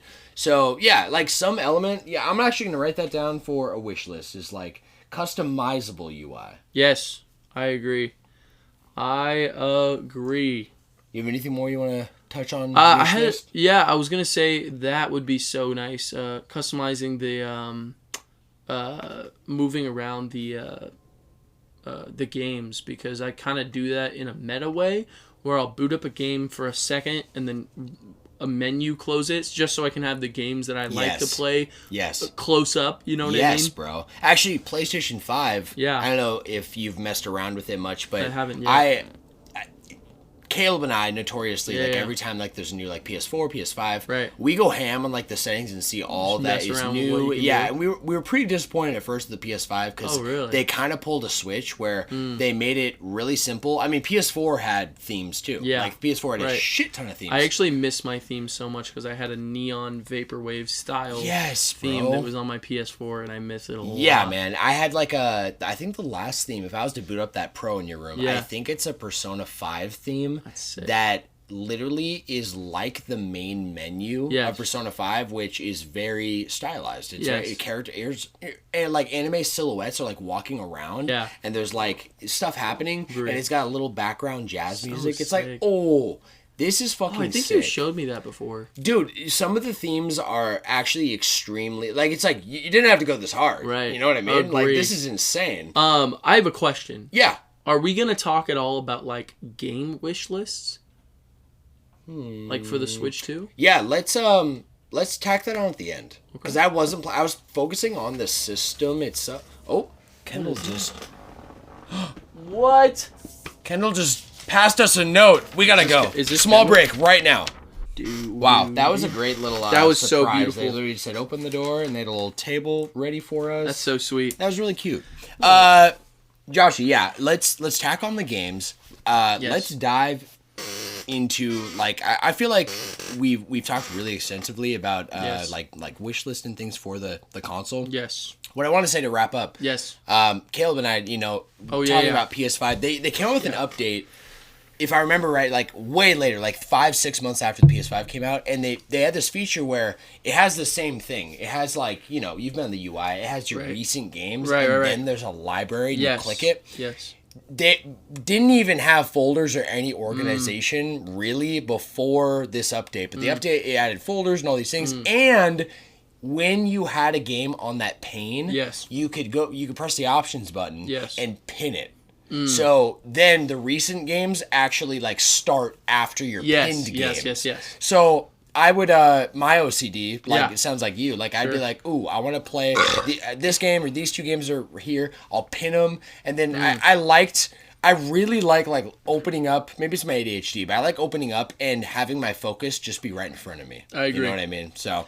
I just thought of another one that I thought would be cool. Oh, let's do it. Because I think there's a lot of things you can do with the Switch that I think were underutilized or not even done at all.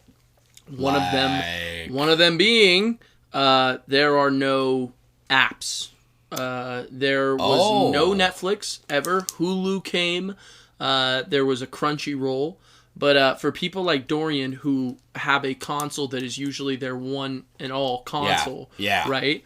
I feel like that's a really good way to get people to look at the Nintendo Switch 2 more than just a family console for video games, but kind of a serious console that's kind of a necessary like part to your environment. Of there being even just like... I think PS5 did it amazing where you can switch to your apps and you have like Spotify. I do like that. That I think is genius, and it helps because with Switch I didn't want to use those apps so much because they took up a slot of where all my games were at. But then again, the Switch just is a gaming console. So, and it doesn't affect me because I have a smart TV. You know, you're kind of the same way with your Apple TV. You got a lot going on. Yeah. It's not essential, but I thought I'd mention it because I think that would be a pretty smart, cool way to do it. You know what I mean? I actually agree. You want one of these? Oh, I got one right here. Oh, you do? Yeah, we're good. Thanks, bro. I feel like it's less relevant probably. If we were to have this conversation last generation, I would probably like be on the same page. I completely agree. In like really pushing it, I guess. Yeah. More, I guess where I'm sitting on it is like I feel like I understand and they should do that for the average person. For those people who However, I do think that in today's world, like the tech world is so big that most people and I don't want to be like ignorant to like those that are like you know large parts of the world are technically third world countries and just like or like video games are just not even accessible because they're way too expensive. I totally get that, but I feel like I don't know, maybe as an American, a privileged American, most Americans or just like even like people in just like first world countries, they have a phone in their pocket that can do all of that. Even it can just wirelessly stream to most TVs have a built-in like streamer. Right. If I don't even know the word I'm looking for, but AirPlay. Yes, exactly. Yeah. So I can go over to Kendall's house and her parents have a massive TV that has AirPlay built into it.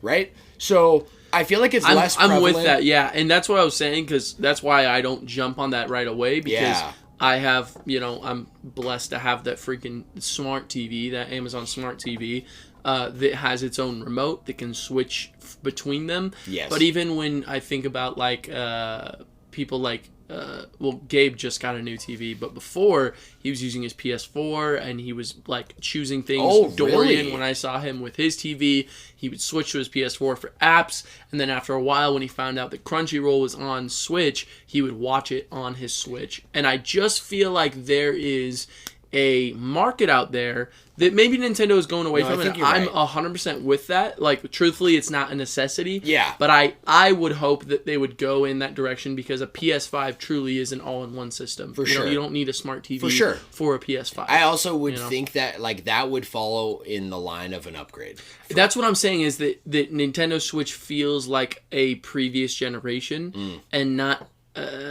essential for the gaming. You know what I mean? Yeah, not as modern. Yeah. I mean, especially even with like what just came to my mind somehow with all this conversation of blending these two worlds and having an all-in-one. I think of the Steam Deck, and the Steam Deck OLED is coming. Oh yeah. And that is basically I think it came out. Oh, I think it did. Yeah, I think you're right. I think it was like they had like the drop was happening immediately. Yeah, because they were ready for it. They did it. That OLED, it does everything the Switch does, just not Nintendo, right? And in that is like, it literally is a mini PC that can just connect to your TV even wirelessly. Agree. So I think you're right, bro. Yeah. Let's shift. Yes. Let's go to our predictions list. So I already put in mine. My first one of a built-in controller. Yes. I think it'd be fun too if like the more out there it is and the more unlikely it seems, probably more points. You know what I mean? I agree. You tell me. Let's go 1 to 3 points. Okay. 3 being like that sounds insane. Okay. 1's very safe. I got an idea. Where do you want to put my built-in controller? I'm gonna say in the middle.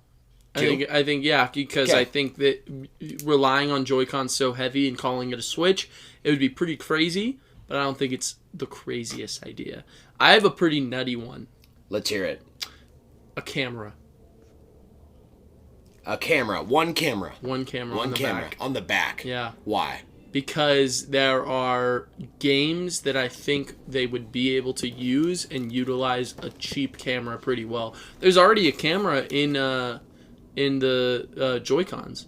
And so if we are getting rid of that camera at the bottom... You're right. Yeah. Have you ever used that app? I haven't used an app. I've only used the WarioWare game. They have a night vision camera. Well, obviously there's the Nintendo Switch, or 1-2 Switch. Yes. Where you eat. I've done that. Yeah. That's that and WarioWare. The only games. The only ones that use and it, it's an because they really motion. don't use it. So if we're gonna go with the idea that they're getting rid of connected or if they're doing connected Joy-Cons, I think a simple tiny camera on the back would do nothing but make families kind of want to use it and make it feel like a big console experience, right? And even just different things you could use with it. I don't know. Even like you could do the Me face things that they had in the 3DS and the Wii U. Which obviously, like, Nintendo's got tech, because let's not forget that with that 3DS, rehash. Yeah. Which I'm talking about the new 3DS. They literally had technology that tracked your eyes. Yeah, it did. So that the 3D worked really well. Really well, which it does. Right. It's really, you can literally move. Yeah, like with where we're at with like AR is so big, and we talked about that with the Oculus. Like, and cameras, I think it's definitely possible. I'm going to give you, because I think we should give each other like the point value of how out there it is. I'm definitely putting a 3. I don't think that's gonna happen. I don't, but I wouldn't be. No, I think it could. Yeah. I think because there's already a camera in there. Yeah. And if we're going with that idea you're going with, it only makes sense. Let's do it. You know what I mean? It could even be a cheap camera. That's going to be guess number 1 for us. So right now, I'm at built-in controller for 2. You're at camera for 3. Yes. I'm going to... I have another idea. Yeah. What's your idea? I mean, we could throw it in there, but an enhanced online app, brand new, just completely separate from the current Nintendo Switch. Really? Yeah. Okay. I'm gonna write new app, new online app, and I'm gonna give that a 1. Because I think that's extremely likely, and I think it's like going to happen for sure. Because the way Nintendo usually does things is they won't usually like update like an old thing. They'll just make a new one. That's true. It's very Nintendo. So I'm with that. I think it's gonna happen. Hey, I'm going to, on the same wavelength, say new online infrastructure completely built into the console. So that's you give me however many points you think is fair for that. Well, wait, what's different about that? So what I'm saying is that they're going to do away with the app completely. So they're going to leave the app on its current state for the old Switch. Right. They're not going to update the Switch in any way, anything like that. But they're going to have a new infrastructure built into the next Switch. Okay. You know what I mean? Sure. And what I mean by that, I'm gonna even like throw on more here. Okay. Which we can reference back if we need to. But I feel like I got this idea locked in. Sure. It's going to be a new infrastructure where you can search people way more than you can now. That's what I was thinking. Modern list. A new. I guess you're right. You know what I mean? I think I'm with that. Yeah, that's and I could see it the same way in the app. I meant like an app, like not like an app like on the phone or anything like that. Oh, I meant like I thought you meant the phone. No, definitely not. No. Okay, I was talking more like it's built into the Switch. Okay. But you know that little icon that you open up? Yes. I think that feels a little bit almost like tacked on. I think it would be built into the system. I think it would be faster loading. It would just like load in and you could search people. Almost like PlayStation Network in the way that they do it. Saying. And they have their own like little system where it's set up right there. You can check the games that already exist. I think all the games that are already on the online are going to carry over. Plus, I'm going to add something else that goes with that. What is it? GameCube games. I think they're going to move on completely with... They're going to have all these 64 games, GBA, all this, and then with this new service, they're going to have some tie that builds a massive thing. And I think that in the reveal trailer, they are going to have an immediate shot of... Let me think real quick. At first, you see it, and you see some shit... And it turns out, and the camera pans around, and you see Wind Waker Link. And Wind Waker Link is going to be there, and it's going to say Nintendo Switch 2 online, or the Switch to online, right? Something like that, and then it's going to have F-Zero. It's going to have a bunch of like GameCube games that we know about. That's my prediction. I'm gonna stick with that. So here's what I'm gonna do with the online. Yes, I'm gonna combine actually, let's restart. Okay. I'm going to give you 2 different predictions, and then I'll go back-to-back 2. Okay. One is going to be GameCube games. I'm with that. I'm going to give you a 1 on there for the GameCube. I think it's extremely likely. I think it's likely, and too. I think it's... talking to anybody who is involved in Nintendo, and especially with these like online systems coming out, and looking at it naturally, it's like, okay, they're moving up. So the next console on that list is GameCube. Right? Yeah. And I thought they were actually going to reveal it earlier than they have. I agree. I think the Switch is fully capable of doing it. Agreed. However, I do think it would be a crazy hook, and I think it especially if they were like, okay, GameCube games, but exclusively on the Switch 2. You know what I mean? Like, only the Switch 2 can run these if you want to play GameCube games in that classic library, that's a hook. Agree. I agree with you. I'm going to give you a 1-pointer on the GameCube prediction and a 3-pointer for a reveal of that feature in the initial trailer, like you just said. Okay. Specifically, like, as an example with Wind Waker or F-Zero or anything. I'm with it. Yeah, you with it? Okay. Then, I'm going to make a prediction for new Bluetooth infrastructure. Specifically, kind of like wireless technology. Yes. Right now, it's shit. Okay, let me give you a small rundown. Number 1, specifically Bluetooth. Bluetooth audio. Okay, that's like the most relevant thing connected to the Switch.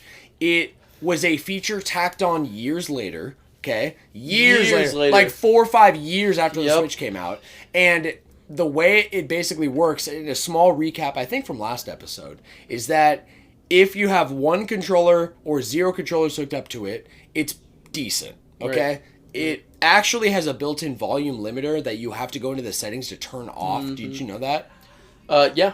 That's because the Bluetooth is a new part of the system settings. Yeah, and then you have to go into the setting part, and there's an audio limiter, and you have to turn that off. Yeah, because it only goes to like 60% volume. Right. I thought my headphones were broken when I was first using it. That's so funny. I might have not known that because when I was using it on my plane ride to Seattle, you could barely hear it, right? I was like, why is it so quiet? Yes. That's you have to go into the settings and turn off a limiter. Interesting. But yeah, just like Garo. So or Saitama. So even with that, if you connect then another controller, I think it can only handle 4 controllers connected at the same time. And if you have 3 or more connected, it shuts off the Bluetooth capability to audio. It's not good. It's not. Yeah. It's terrible. So and also connecting sucks. You literally have to go to the setting and activate it manually every time. You can't just turn on your headphones and have it connect. And what I'm thinking too is the syncing ability. That whole button thing, like holding down a sync, it is outdated. It's very outdated. It worked when the Wii was going on. Yes. And I'll give it a pass on the Wii U, but come on. It's been long enough that if there is not a removing of that whole sync button and that whole process where it's not just a little bit simpler or the technology is not just a little bit more advanced, that's what I'm gonna say. I'm with. Yeah. So I'll combine that together because I think you're right. So I'm gonna say for one of my guesses, just wireless new like Bluetooth / sync, so wireless tech. How many points do you want to give that? I'm gonna give that a 1. I think to be honest, it's essential. Yeah, like it's really necessary. I think it's super. I would be shocked avidly if they didn't improve this in some way. Yeah, I agree. At least having if you're gonna have like an 8-player Smash, bro, then you gotta have the system be capable of not. I'm not saying 8 controllers, but limiting it to 4 seems just a little weird. Yeah, I agree. You know what I mean? I do. So. Definitely that, and I'm gonna say boost mode. Okay. I'm gonna definitively say boost mode. I'm with it as a blanket statement of some kind of you can put in an old. Maybe it's got to be made for it. Okay, so maybe it's not all Switch games. Sure, but I could see them doing Tears of the Kingdom. Off rip. Hey, if you buy the Switch 2, you can play at 60 FPS. That's the only improvement, but that I would be so on board for just that. I think it would be like specific games that have those things. I could see that with Pokemon Scarlet and Violet. Just fixing what already people are complaining about. Obviously, there's stuff they'd have to do, but that is one of those games where it would just benefit completely from a more powerful system. Even if, you can say what you can about Scarlet and Violet and the fact that, Breath of the Wild's able to do this, and Tears of the Kingdom, I don't want to spoil or anything, but that you can have a lot of physical characters on screen and not having that affect a lot of the way it runs or whatever. Because dipping down below 30 FPS. Exactly. With enemies on screen and everything like that, there's ways you could do it, but it would just benefit completely from a brand new style. How many points do you want to give that?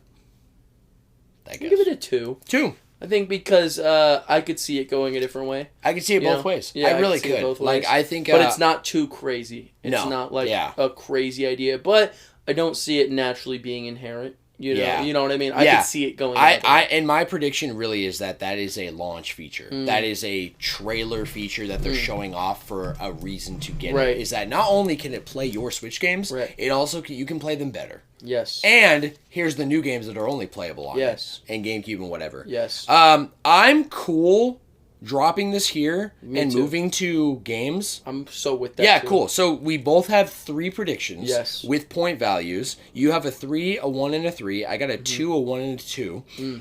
With the 3 being the most risky, I would say. So let's leave it at that. Wait for that first trailer, which, out. According to rumors, we're going to hear about it by June. Pretty soon. That's around the corner. Let's come back to this. Let's do it. You down? I'm so down. Joshy, let's wrap up then our main topic for today's podcast with the games. I just have a couple that I genuinely am wishing for, deeply wishing for. And I know what my number 1 is 100%. Yeah, let's start with your number 1. Okay. This is, I think, a stretch, but it is the game I've been waiting 7 years for. 7 years? Yeah, absolutely. If not longer, because it came out before that. It was on the 3DS. I need some sort of sequel and or remake of Tomodachi Life. Tomodachi Life. I wasn't expecting that, actually. I know you weren't, but that game is truthfully one of, if not my favorite 3DS game, and I'm saying that with confidence right now.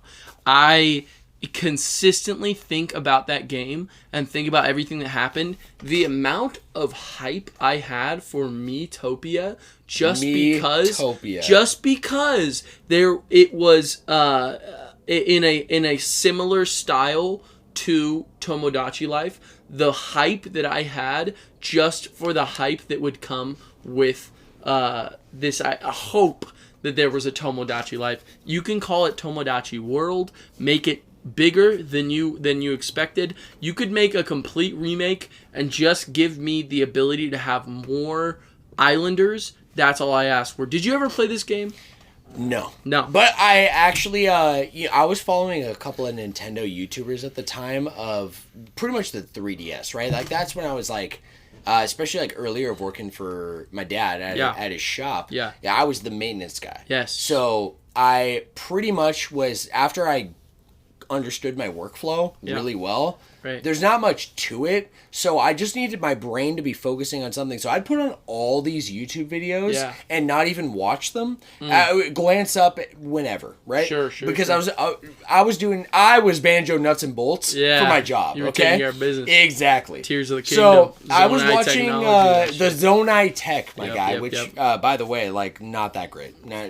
Zelda's Zonai is a lot better than ours. Okay. I believe it. No flying vehicles? No. Wow. Yeah, unless we uncover more about those pyramids, you know what I'm saying? Sure, like that might change my mind. But vacuum tech, not super impressive back in the day.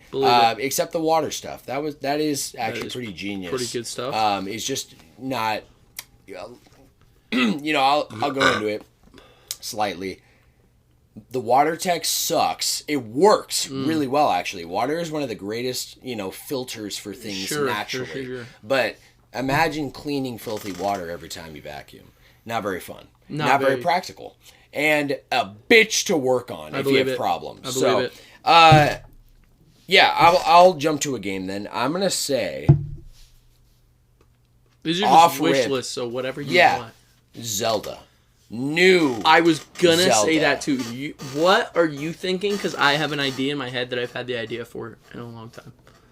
Going back, okay, but going forward, yes. Okay. So taking what we've learned, just like Arceus, okay, yes. taking what we've learned from Breath of the Wild yes. and what works and what's amazing and so like I don't know, like the good feelings that okay. Let me backtrack in that Breath of the Wild, like playing it, and Breath of the Wild is one of my favorite games ever. But there's so many elements of it that to me are not a staple Zelda, but I appreciate it because Zelda has executed these elements perfectly and better than anyone else. Sure, yeah, you know? Yeah, I agree. So a new Zelda that goes back to formula, specifically like a Metroidvania-like experience. You advance, like you get new like, tools. Yes, yeah. But even like if I was even making a wish list of Zelda, it would be like an upgrade system, okay? Akin to they kind of did it with Skyward Sword, right? Yeah. You get to level up your sword, you get to level up your shield, you get like different elements of a mini RPG elements sprinkled in there. Sure. But that would be, you know, if it was beyond the item system of progression, right? It would be really, really sick. But I mean, the item system is kind of like a big part of it for me. It's kind of items and dungeons. Item system is like, hey, the more, like, the further you get in the game, the more you adventure, the more you explore, you as a player are rewarded with your knowledge and skills, and you have better fucking items to handle all these things and go places you've never been. So that's like the Metroidvania like part of it. Right. Even like going through dungeons and you can't do things, but now you can, blah, blah, blah. Right. But dungeons themselves, I mean, there's a reason Ocarina of Time is one of the greatest games ever made. Agree. Because you can go back right now. Right. And those dungeons are not only like, I forget how many there are. I think there's 10 plus the bottom of the well, so like 11 technical dungeons. Again, it's castles, so 12. Okay? Sorry, I'm going to try and count them. Yeah, he's holding up his fingers. I'm like, oh, yeah, am I right? Oh, I think there's 11, right? Okay, we got the... I was going to say... Great Deku Tree. Great Deku Tree. Then we got Dodongo's Cavern. We have Jabu Jabu's Belly. Then you're an adult. Forest Temple. We're going to the Forest Temple. Okay, then the Fire Temple. Fire Temple. Water Temple. Water Temple. Okay, that's 5. Yep. And then we're at No, that's 6. Because you have the original you're right. plus the 3. Yeah, 6. Yeah, I can't count, obviously. That's so okay. at 7 then, we're at the like bottom of the well, technically. Yes. Because you can, at that point, you can kind of like branch off and pick your route. Sure. You can go to the Spirit Temple right then. Yeah, I usually do and just get out of the way. Spirit Temple, yeah. Or not Spirit Temple, I'm sorry, Shadow Temple. Shadow Temple, yeah. But bottom of the well, Shadow Temple. Spirit Temple. There's one more I'm missing, right? Yes. You said Water Temple? Yeah. You said it? So I don't know if I am missing it. I think that's it. And then we have Ganon's Castle. You're right. 11. Right? Yeah. 11? Wait, that was 10. Was that 10? I'm going to confidently say... Let's just say... Oh! Ice Cavern. Oh, yeah. Yes. Okay. Yeah, which is necessary. You have to do that. You have to do the bottom of the well, and you have to do the Ice Cavern. Yeah. So it's 11 dungeons. 11. And... Beautiful. Not, like, it's like, okay, so of that list, 9 are, like, quest-driven, like... You get a medallion and a spiritual stone or something significant to the plot. Right. And it's a dungeon. Right. And then there's a couple that you get an item that you need or something plot-wise that you need, and you don't necessarily get something, it like links to the next. Sure. You know? Yeah. And on top of all these other things that make the game so amazing, it's like there's its own mini dungeon kind of when you get to the desert for the first time and you have to cross the desert. Yep. And you can only do that with an item, right? I love and that then game dude, so it is much. a masterpiece. It's so good. It is so good. Plus, let's not even forget there's the time travel element. So at one point you have to go back in time to tackle something and bring it to the future in the forest. So it's like there's many levels of going back in dungeons and handling the same areas in a different way in a different era. Right. So that game is a masterpiece, and that's kind of where I'm getting at with like that. To me, Ocarina of Time as a as a base is the Zelda experience. Yeah. I want the modern... I don't want a Link's Awakening remake. Right. I want the modern version of that, because there also is balance of... It's not too difficult to figure out how to get things done and progress, but it's also not given to you. Okay. You know? I have a perfect idea. What's that? Check this out. So what you just said, you're so right. There absolutely should be something like that.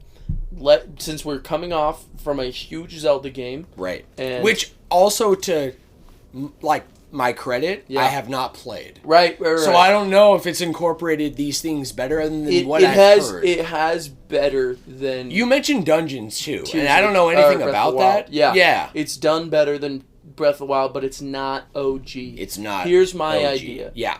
We start off an immediate announcement for a brand new, complete new adventure, new part of the timeline, 2D Zelda. In the same vein, Zelda. Yes, in the same vein as we got a Link's Awakening remake, in the same way that we got a new Super Mario Bros. Port, right? And then we got Wonder.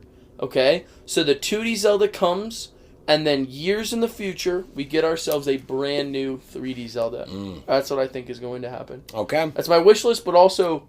That's how I could see it happening. Definitely. Because we just got off the ban from a 3D Zelda. Yeah. And I hope one day I could get my dream Zelda game, which is called Legend of Zelda: The Hero of Time. And it goes, and it continues the story of the original Hero of Time? After Majora's Mask. Right, before Twilight. Yeah, before Twilight, which leads into a lot of the lore that we, already know, but a lot of the missing pieces that we... don't know. You know what I mean? So I just think that would be sick. And actually, as much as I'd love a new Link, but and as much as I'd love a new 3D Zelda, I think a 2D Zelda, I would be fully on board for that. Especially because they showed, like, the last real new 2D Zelda we got was A Link Between Worlds, right? And that I'm gonna count because I'm not counting Triforce Heroes. Yeah, no. But they executed that way better than I thought they could. That is an amazing game. I agree. I actually think I like it more than Link to the Past. I think I agree with that. In most aspects. Link to the Past is obviously a masterpiece because for what it is and as a Super Nintendo game. Yes, man. Absolutely. But they executed that so well that it was like this thing for me when I was playing it of damn, Nintendo still got it. The Zelda team still got it. So I could see them doing that, and if anything, they kind of tested those waters with Link's Awakening coming back. That's what I'm saying. Yes. So I like that wish list a lot because I did not think... I was definitely full on a new 3D Zelda, which I still want. But I think you could be right. I think there's ways you could make it good. Yeah. You know what I mean? And Breath of the Wild, Tears of the Kingdom, that has been their new take on a 3D Zelda. So if they went back, I wouldn't be too surprised. Yeah. I think you're onto something. I think it just needs some time between the games, right? Having a 2D game that goes back to the root of dungeons, item acquirement, and seeing where it goes from there, I think it would be a huge success. For sure. And then moving on to embracing the traditional Zelda while also probably having elements from the 3D version. Yes. I mean, the Breath of the Wild. You know and honestly, when I'm thinking of those advancements, I'm thinking of open exploration. So tackling those dungeons or whatever. Maybe it does need to be in a certain order. Ocarina executes that perfectly. I agree. But there's something so special about that sense of freedom and the sense of conversation of we tackled the game in a completely different way, but we had the same experience. I agree. You know what I mean? No, I do. Yeah. So...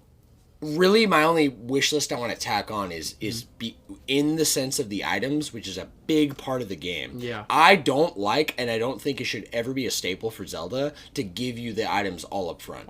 I like that it was a part of that sub-series of Breath of the Wild, Tears of the Kingdom. Yeah. But I don't want that because that's such a draw. It's just like Metroid, right? It's why I'm saying it's almost like a Metroidvania feel. New items, though. Okay, Agreed. we've had the same We've had boomerang, a double hook shot. We've had a wind fucking boomerang. Yeah, We've had, and I don't know if you can get more creative than Twilight Princess with those items, right? And a boomerang that's got spinning wind. top, bro. Dude, yes, a spinning top. I think new items, great idea. Like you're literally Spider-Man with a double hook shot. You know, that's amazing. But we need like a new fresh face for Link and Zelda and the items and everything. Dude, maybe even play as Zelda as a part of it. You know what I mean? Could be like so sick. That would be so sick. So there's a lot of potential there, but that's kind of like, if I'm being fancy and expressing my fantasies here, that's what I want. I agree. A new Zelda. I'm with it. New. Not new. It's still Zelda to the core. Yes. You play it and you feel the feeling of Ocarina back in the 64 I'm days. with it. Yeah. I'm 100% with it. What, you got any more for me? I mean, honestly, I'm definitely, for both of our sake, because I already know you're on the same page, Metroid 4. Metroid 4. It would be so hype if either it came out in the initial announcement, right? And it was both a Switch and Switch 2 game, but it was obviously way better on the Switch 2. Right. Or just fucking make it a Switch 2 launch title. I think that would be a great idea. Mean? That's what I think they should do. Yeah. Odyssey 2. I would love Odyssey 2. I think there's still stuff you could do with the whole capturing mechanic. You can go to so many different parts of the world. There is so much open still. You could reference old Mario games like the N does with the 64 castle. Definitely. Or you could do, like Bowser being like not the main villain. You could do so much. There's so much you can do. Yes, you know what I mean? So I actually think it going with that, I think it's more likely we get an Odyssey 2 versus a new Mario. New 3D Mario. Yeah, because number one, they did Galaxy 2. So it's possible. Yeah. They're at least open to it. That was the first mainline Mario with the sequel in the 3D era. But Odyssey is so amazing for all the reasons you just said. I agree. And the exploration, all these things so that Mario did. Yeah, in an era where I'm like, maybe I'm over 3D platforming. Odyssey completely reminded me why I love those games so much. Fire. And how it just takes really proper vision and execution to do it. To do it good. Yeah. And I agree. Nintendo's the guys to do it. So I think an Odyssey 2 is extremely likely. I think so too. And I want it. I really do. That's how Nintendo does it. That's how they did Tears of the Kingdom. They started developing DLC and they were like, we have so many ideas that let's do this. Let's make a new game. I'm going to add one more here. Okay, let's hear it. I think, personally, Smash, it's not even in my wheelhouse. I don't know if it is for you, but I'm perfectly, fine with Smash just staying where it is and being playable on the Switch too. Yes. I think the focus should be on all these other things. F-Zero being one of them. Agree. I agree completely. And I mean, this is long overdue. Yeah. But seriously, like in your prediction of GX being shown off and being a part of the GameCube library, GX is still amazing. It's such a good game. It is still one of the best racing games ever. I agree. It was also one of my favorite GameCube games of all time. Of all time, man. GX is so good. Seriously. So I think this would be so not just so good for us personally, but for Nintendo as a whole. I agree. F-Zero. I am with that. F-Zero. Is there any others? I'm chilling with what we got. Yeah. Cool. Joshua, let's wrap up the main topic. Let's wrap it. Yeah, you down? I'm so Actually, down. Let's take one last piss break. Okay. If you're down. I'm so down. And then we'll get into the rest of the cast and wrap this up, baby. Let's do it, buddy. Fiend. All right. We are back. Yes. Last break is over. Yes, we just wrapped the main topic, and Adrell, Sweet A. Yes, just Sweet dropped A. off some spaghetti. Brought us some spaghetti. I know, and we were So going hype. ham, and so we're going to save the rest until we wrap up the podcast here we and shall. join our friends. What show do you say they're watching? I don't know. Some show. They were watching it the other night, too. But You didn't recognize it? Mm-mm. It's not an anime? No. Oh, Just some okay. show. Yeah, No idea. some garbage. Is it Letter? trash. I wonder if it's Letterkenny. Letterkenny? Have you? It's not Letterkenny. It's not. No. Have you seen Letterkenny? Why? I think you'd really like it. You think I would? Oh yeah. Also, top show from Johnny, Lene, Mikey. They're always and They're talking about Kendall. Letterkenny? Really? They love that show. Really? And they've described it to me basically as a show with the same vibe and dry humor that my bar has. And it's just the show is a game of constant bullshit. Oh, okay. Yeah. I'm with it. So, are you into, do you like super dry humor? Yeah, I can fuck with it. I mean, like, fuck with it. Yeah, I mean, like, if it's funny, yeah. Yeah. Like, dry humor just to be dry humor, but, like, dry humor that's funny. Yeah. And, like, clever, I fuck with it. Yeah, you know okay. Because I know he likes to play bullshit. Like, you and Dory, always. Yeah, absolutely. And you guys, like, trying to, like, really get each other, you know what I mean? Forever. That is true. Okay. I almost had everyone convinced Monday night. Me and Gary were starting to bullshit, and then it got carried to the group. And Gary's just like a husband of one of my coworkers. He barely talks, honestly, but he was like, he smoked out of a joint we were passing, and he was he really talkative, and so we're playing bullshit about, like, he said basically like shitting in a lake, and I'm like, oh, you like fucking. What, you're the guy who goes out there? And so it expanded, we're out, and then he's asking if I've ever heard of like I don't even know, like jet skiing or something, or like water skiing. Oh, okay. And I'm like, no. And we like escalate. I'm like, have you ever Superman'd? And we get to like, basically I describe that you tie a rope on your neck and it goes to the boat, and you do this with your arms, and you have to watch the aerodynamics, and the goal of it is to not only like skid on the water as smooth as possible, but to get air, and you're judged on your air. Dude, the way that everyone was looking at me, they were like, this is too... Wait, are you serious? You know? That's so funny. I love that. That's probably my favorite game. You think that'd be possible? I think it'd be possible. I also think your head would just get ripped off. You right, know what I'm saying? Like, Joshy! I'm going to cut you off, bro. Yeah, no big Let's deal. jump to party chat. Let's get it. All I got for this week is last week's Q&A, okay, which I asked, what impact has Pokemon made on you? Yeah. Caleb replied, said, I was just a Gen 1 boy. I actually was so happy to see Caleb reply because he's not a Pokemon boy. Right. But he'll understand any Pokemon reference I make to Gen 1. Right. And other than that, I'm pretty much just telling him what the current world is like. Right, and he's like, oh, cool. He said, I was just a Gen 1 boy, but I did enjoy the original Pokemon anime. Classic. And growing up, played Pokemon Blue on the Game Boy. Classic. And I still have some of my original cards. Nice. Yeah, man.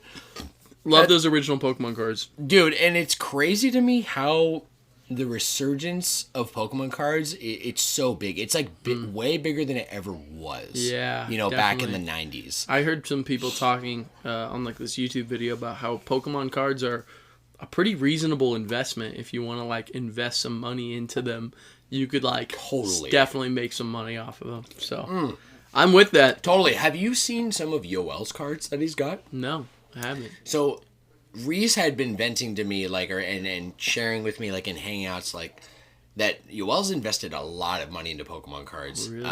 And so last time I went over there for, like, his... I can't even remember the what exactly... We were just doing, like, a cookout. Oh, it was, like, Yoel's birthday, I think. Oh, okay, right? okay. Yeah. This was, like, maybe a month ago. Yeah. Reese's mom was there, and we're all catching up. And at one point, Yoel's like, yo, have you seen my cards? Pulls me into his room. No way. Dude, he had stacks of Pokemon cards. So then I'm like, all right, well, you know, let's cut to the chase here, right? I'm seeing a bunch of energy cards. Right. So he's like, oh, yeah, you're looking for this. And he pulled up, like, a stack that was, like, this thick and hands it to me of his best cards, you know? And I'm going through, and, like, one of the first cards right on top was, like, one of those full rainbow cards. Oh, yeah.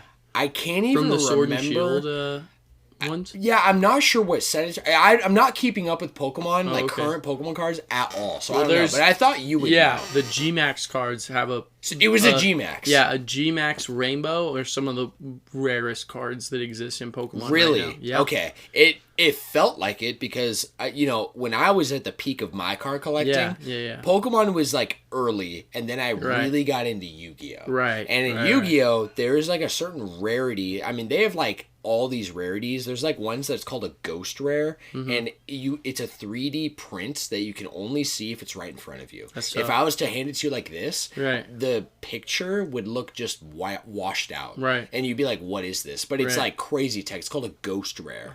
But my favorite was called an ultimate rare. Oh, okay. And it had, like, these diagonal lines on everything they wanted to make hollow or whatever. Oh, yeah. But it had a texture. You know how, like, a dollar bill has like, a texture to it? Yeah. So those cards, those rainbow G Maxes, those have like that same texture. Oh, yeah. I was like, yo, I've never seen, you've shown me some of yours that you've ordered that are like not genuine Pokemon cards, but just holding it, like it was like, whoa. I believe it. So I believe. I want to see his collection now. I can't believe I haven't. I feel like you would love it, bro. I would. Yeah, love it. For real. Maybe I'll ask Reese. I'll be like, yo, bring Yoel or just bring his cards. That'd be so tough. You know who's got a crazy collection? Scott, Adriel's buddy. I went over to his house a while ago.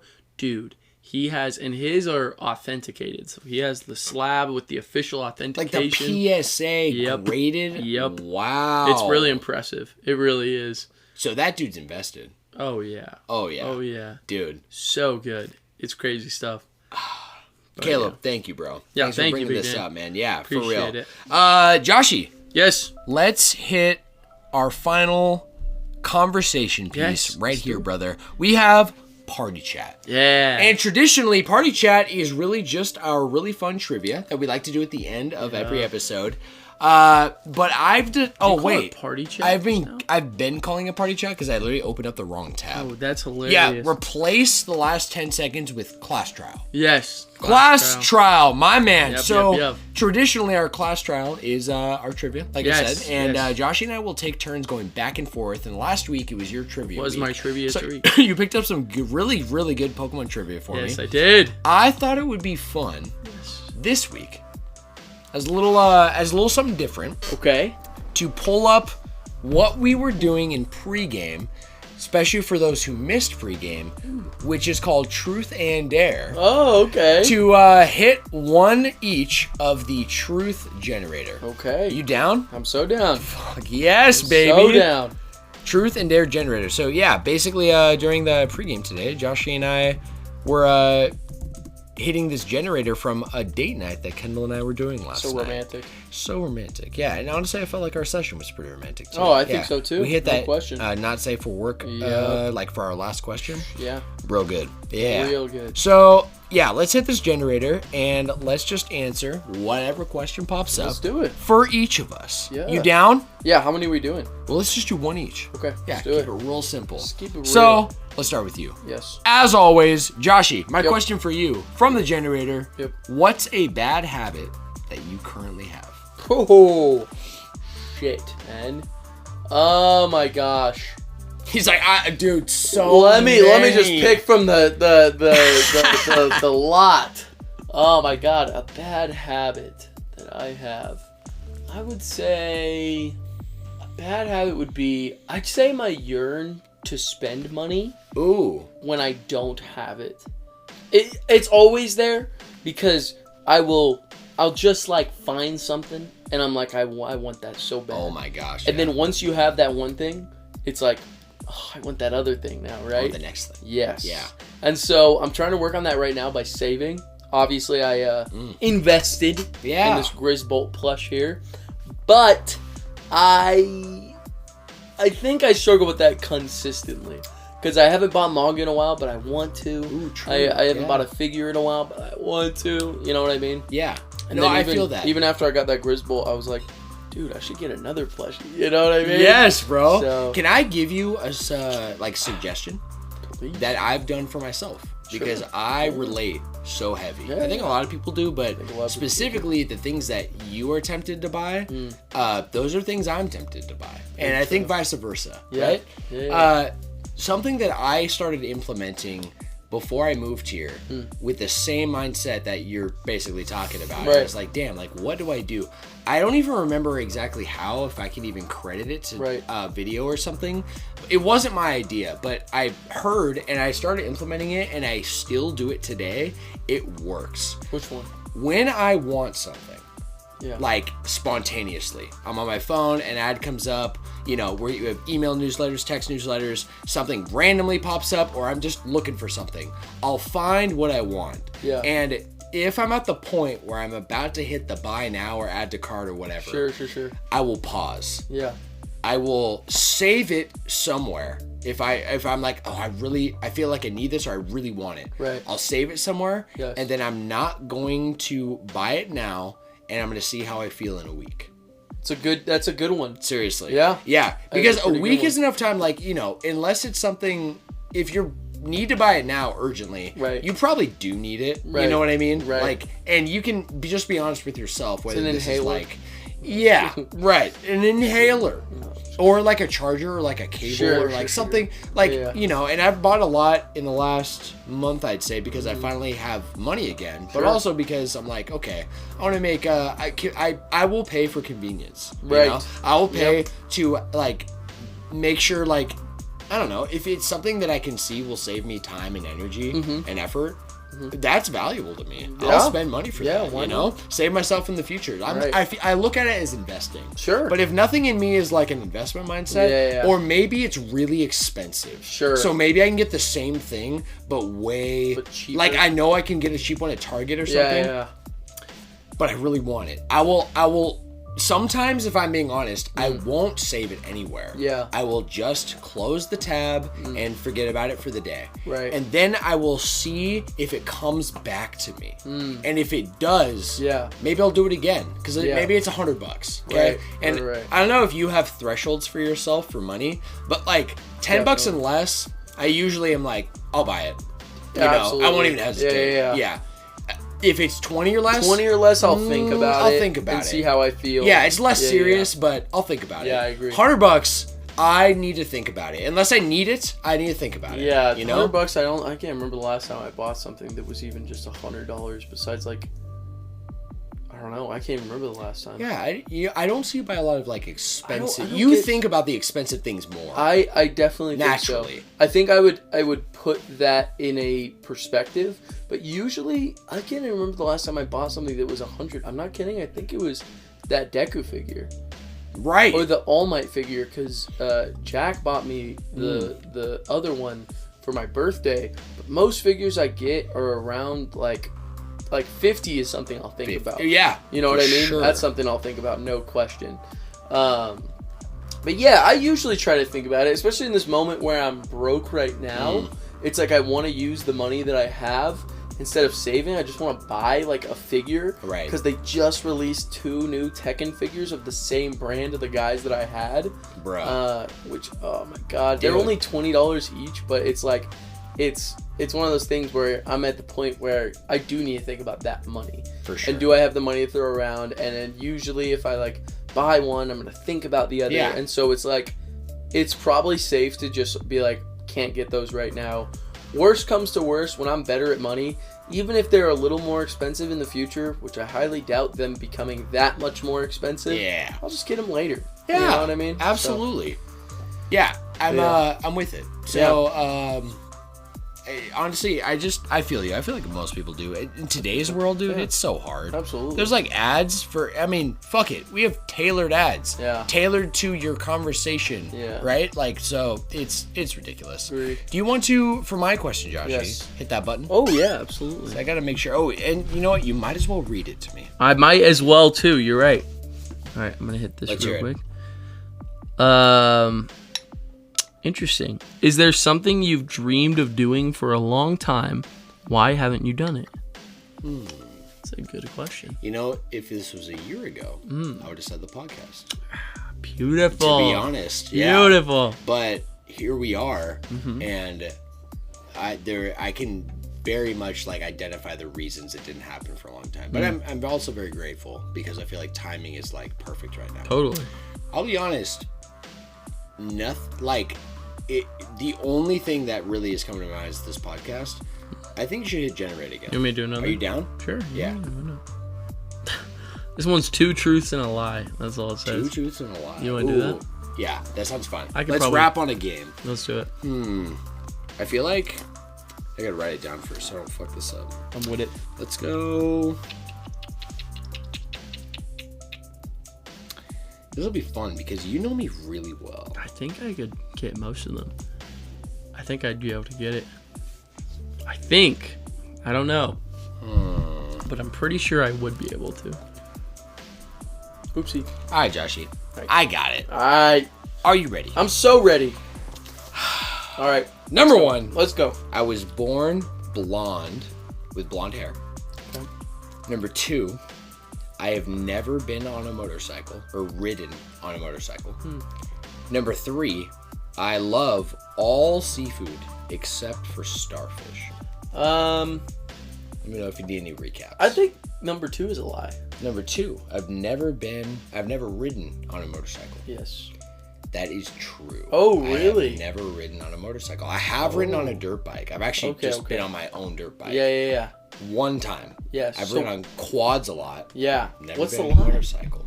I'm so interested. I was born with blonde hair. That's a lie? That is the truth. Oh, that's so true. I've never tried starfish. So I've never tried starfish I can't either. say if I would like it or not. So funny. But I can tell you that I love all seafood. That's why I thought that would be a truth. Actually, maybe if I'm being honest, squid and octopus. You don't like it?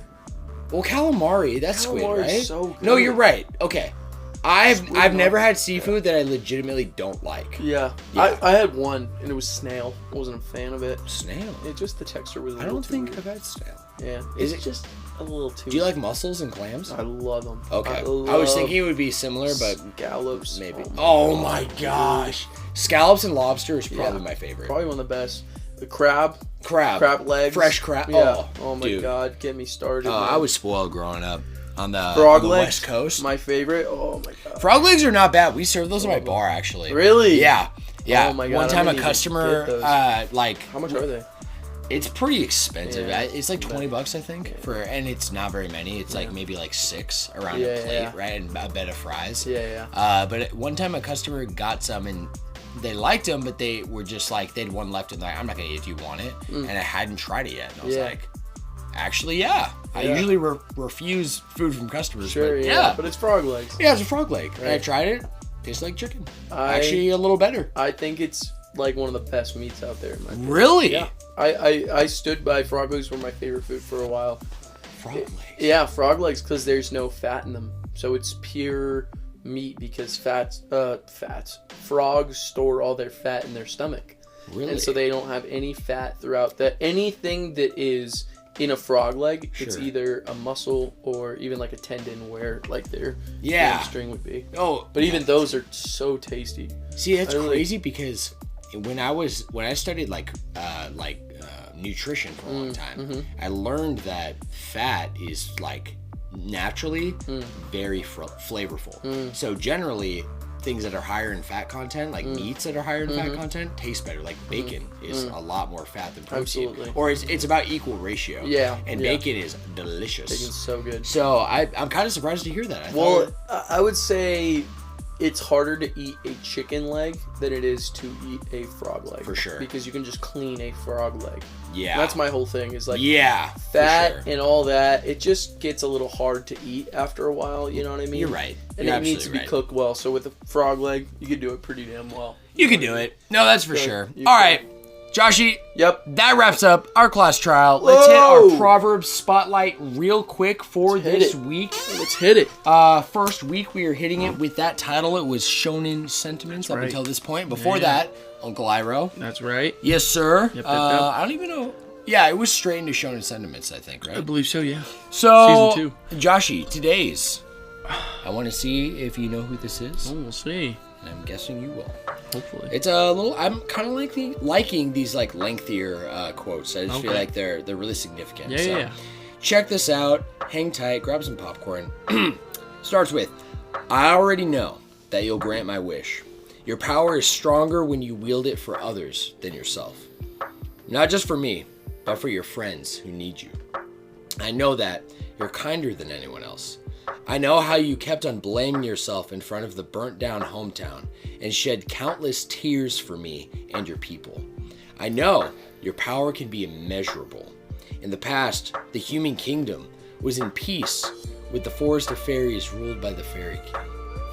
Not only was it a sign of friendship, but it was also an agreement not to interfere with each other's kingdom. But what was respected above all else, what repelled every nation and invasion and struck fear into those who tried, was the power of the Lord of the Fairies, King. Well, it's from Seven Deadly Sins. Sure is. But I don't know who said it. You know, the quote actually said it was from the manga, So I don't know if you read the manga all the way through. I read after season 4 ended. Okay. So I read that point on. It was from Elaine. Oh, really? Yeah, and I think I remember, maybe not exactly those words, but I remember like that last sentence kind of in the anime. And I think it's way later. It said chapter 25, and because I don't really know how manga like chapters follow. That's pretty late, right? For Seven Deadly, it would be from season 1. That'd be season 1. Yeah. So my books where I'm at in which I'm at book 8, it only gets to like the beginning of Gother's introduction. So those manga, they take their time. Oh wow. Yeah. Damn, that makes me really interested in the manga because it seems really fleshed out. It is. Yeah, so that's 7 Deadly Sins. Nice. Obviously. Yeah, man. Shout out Elaine. Shout out Elaine. Shout out King. Shout out King, man. All the characters are so much deeper than you think they are. Agree completely. Also, you just reminded me, that's exactly where I'm at in 7 Deadly. Gother just appeared. And like in... Does he have the green hair? The green, at the end of the episode, they're fighting the... it's like the 4 something. Oh yeah. You know what I mean? There's that group of the most like it's a clan of Holy Knights, and they're they're the most lethal clans, like the Levi Squad. Yeah. Right? I don't remember, but they're attacking. It's with armored Gother. Shredder. Who's that? Strifer. Who's the guy? Strider. With the mask. Yes, and the hair. Yeah. Yes. And then he's got the young kid with the long blade with the white hair, right? Yes. Mm-hmm. Yeah. It like didn't say any of the names other than Strider, I'm pretty sure. But But Strider's pretty important by season 3, if you remember. Yeah, I don't. I actually don't remember anything about Strider, so I'm excited if that's the case. Yeah. You fucking liar. Joshi! And my friends. Yes. You know what time it is? I think I do. You think you do? Is it wrap-up time? You are exactly right. That is a wrap for this week's episode of the Flash Brothers podcast. My friends, thank you so much for tuning in, showing your love and support. We hope this has been a highlight of your day this week. Joshi, let's plug one last time. Plug it. Don't forget to send your listener submissions for next week's episode, and the Spotify Q&A is there if you just want to simply answer that. Or in addition to your question, you can check out our Patreon, patreon.com/flashbrospodcast, or send us an email, flashbrospodcast@gmail.com. As always, thank you for cooking with me today, Joshi. Yeah, of course. Grateful as hell for you, brother. And you were the highlight of my week, baby. Thank you, bro. This is the highlight of my week, too. It's so great. I look forward to it every single week. Dude, me too, man. Seriously. And having it be my final resting day before back to work, it perfectly aligns. Good. I would hate, I think, to go into this right after I end my work week because I wouldn't have the energy I do. Absolutely. You know what I mean? Yeah, I do. Right, my friends, that is last call. I'm wrapping this package. We'll see you guys next week. Be safe. I love you all. Stay kind. Remember, you are appreciated.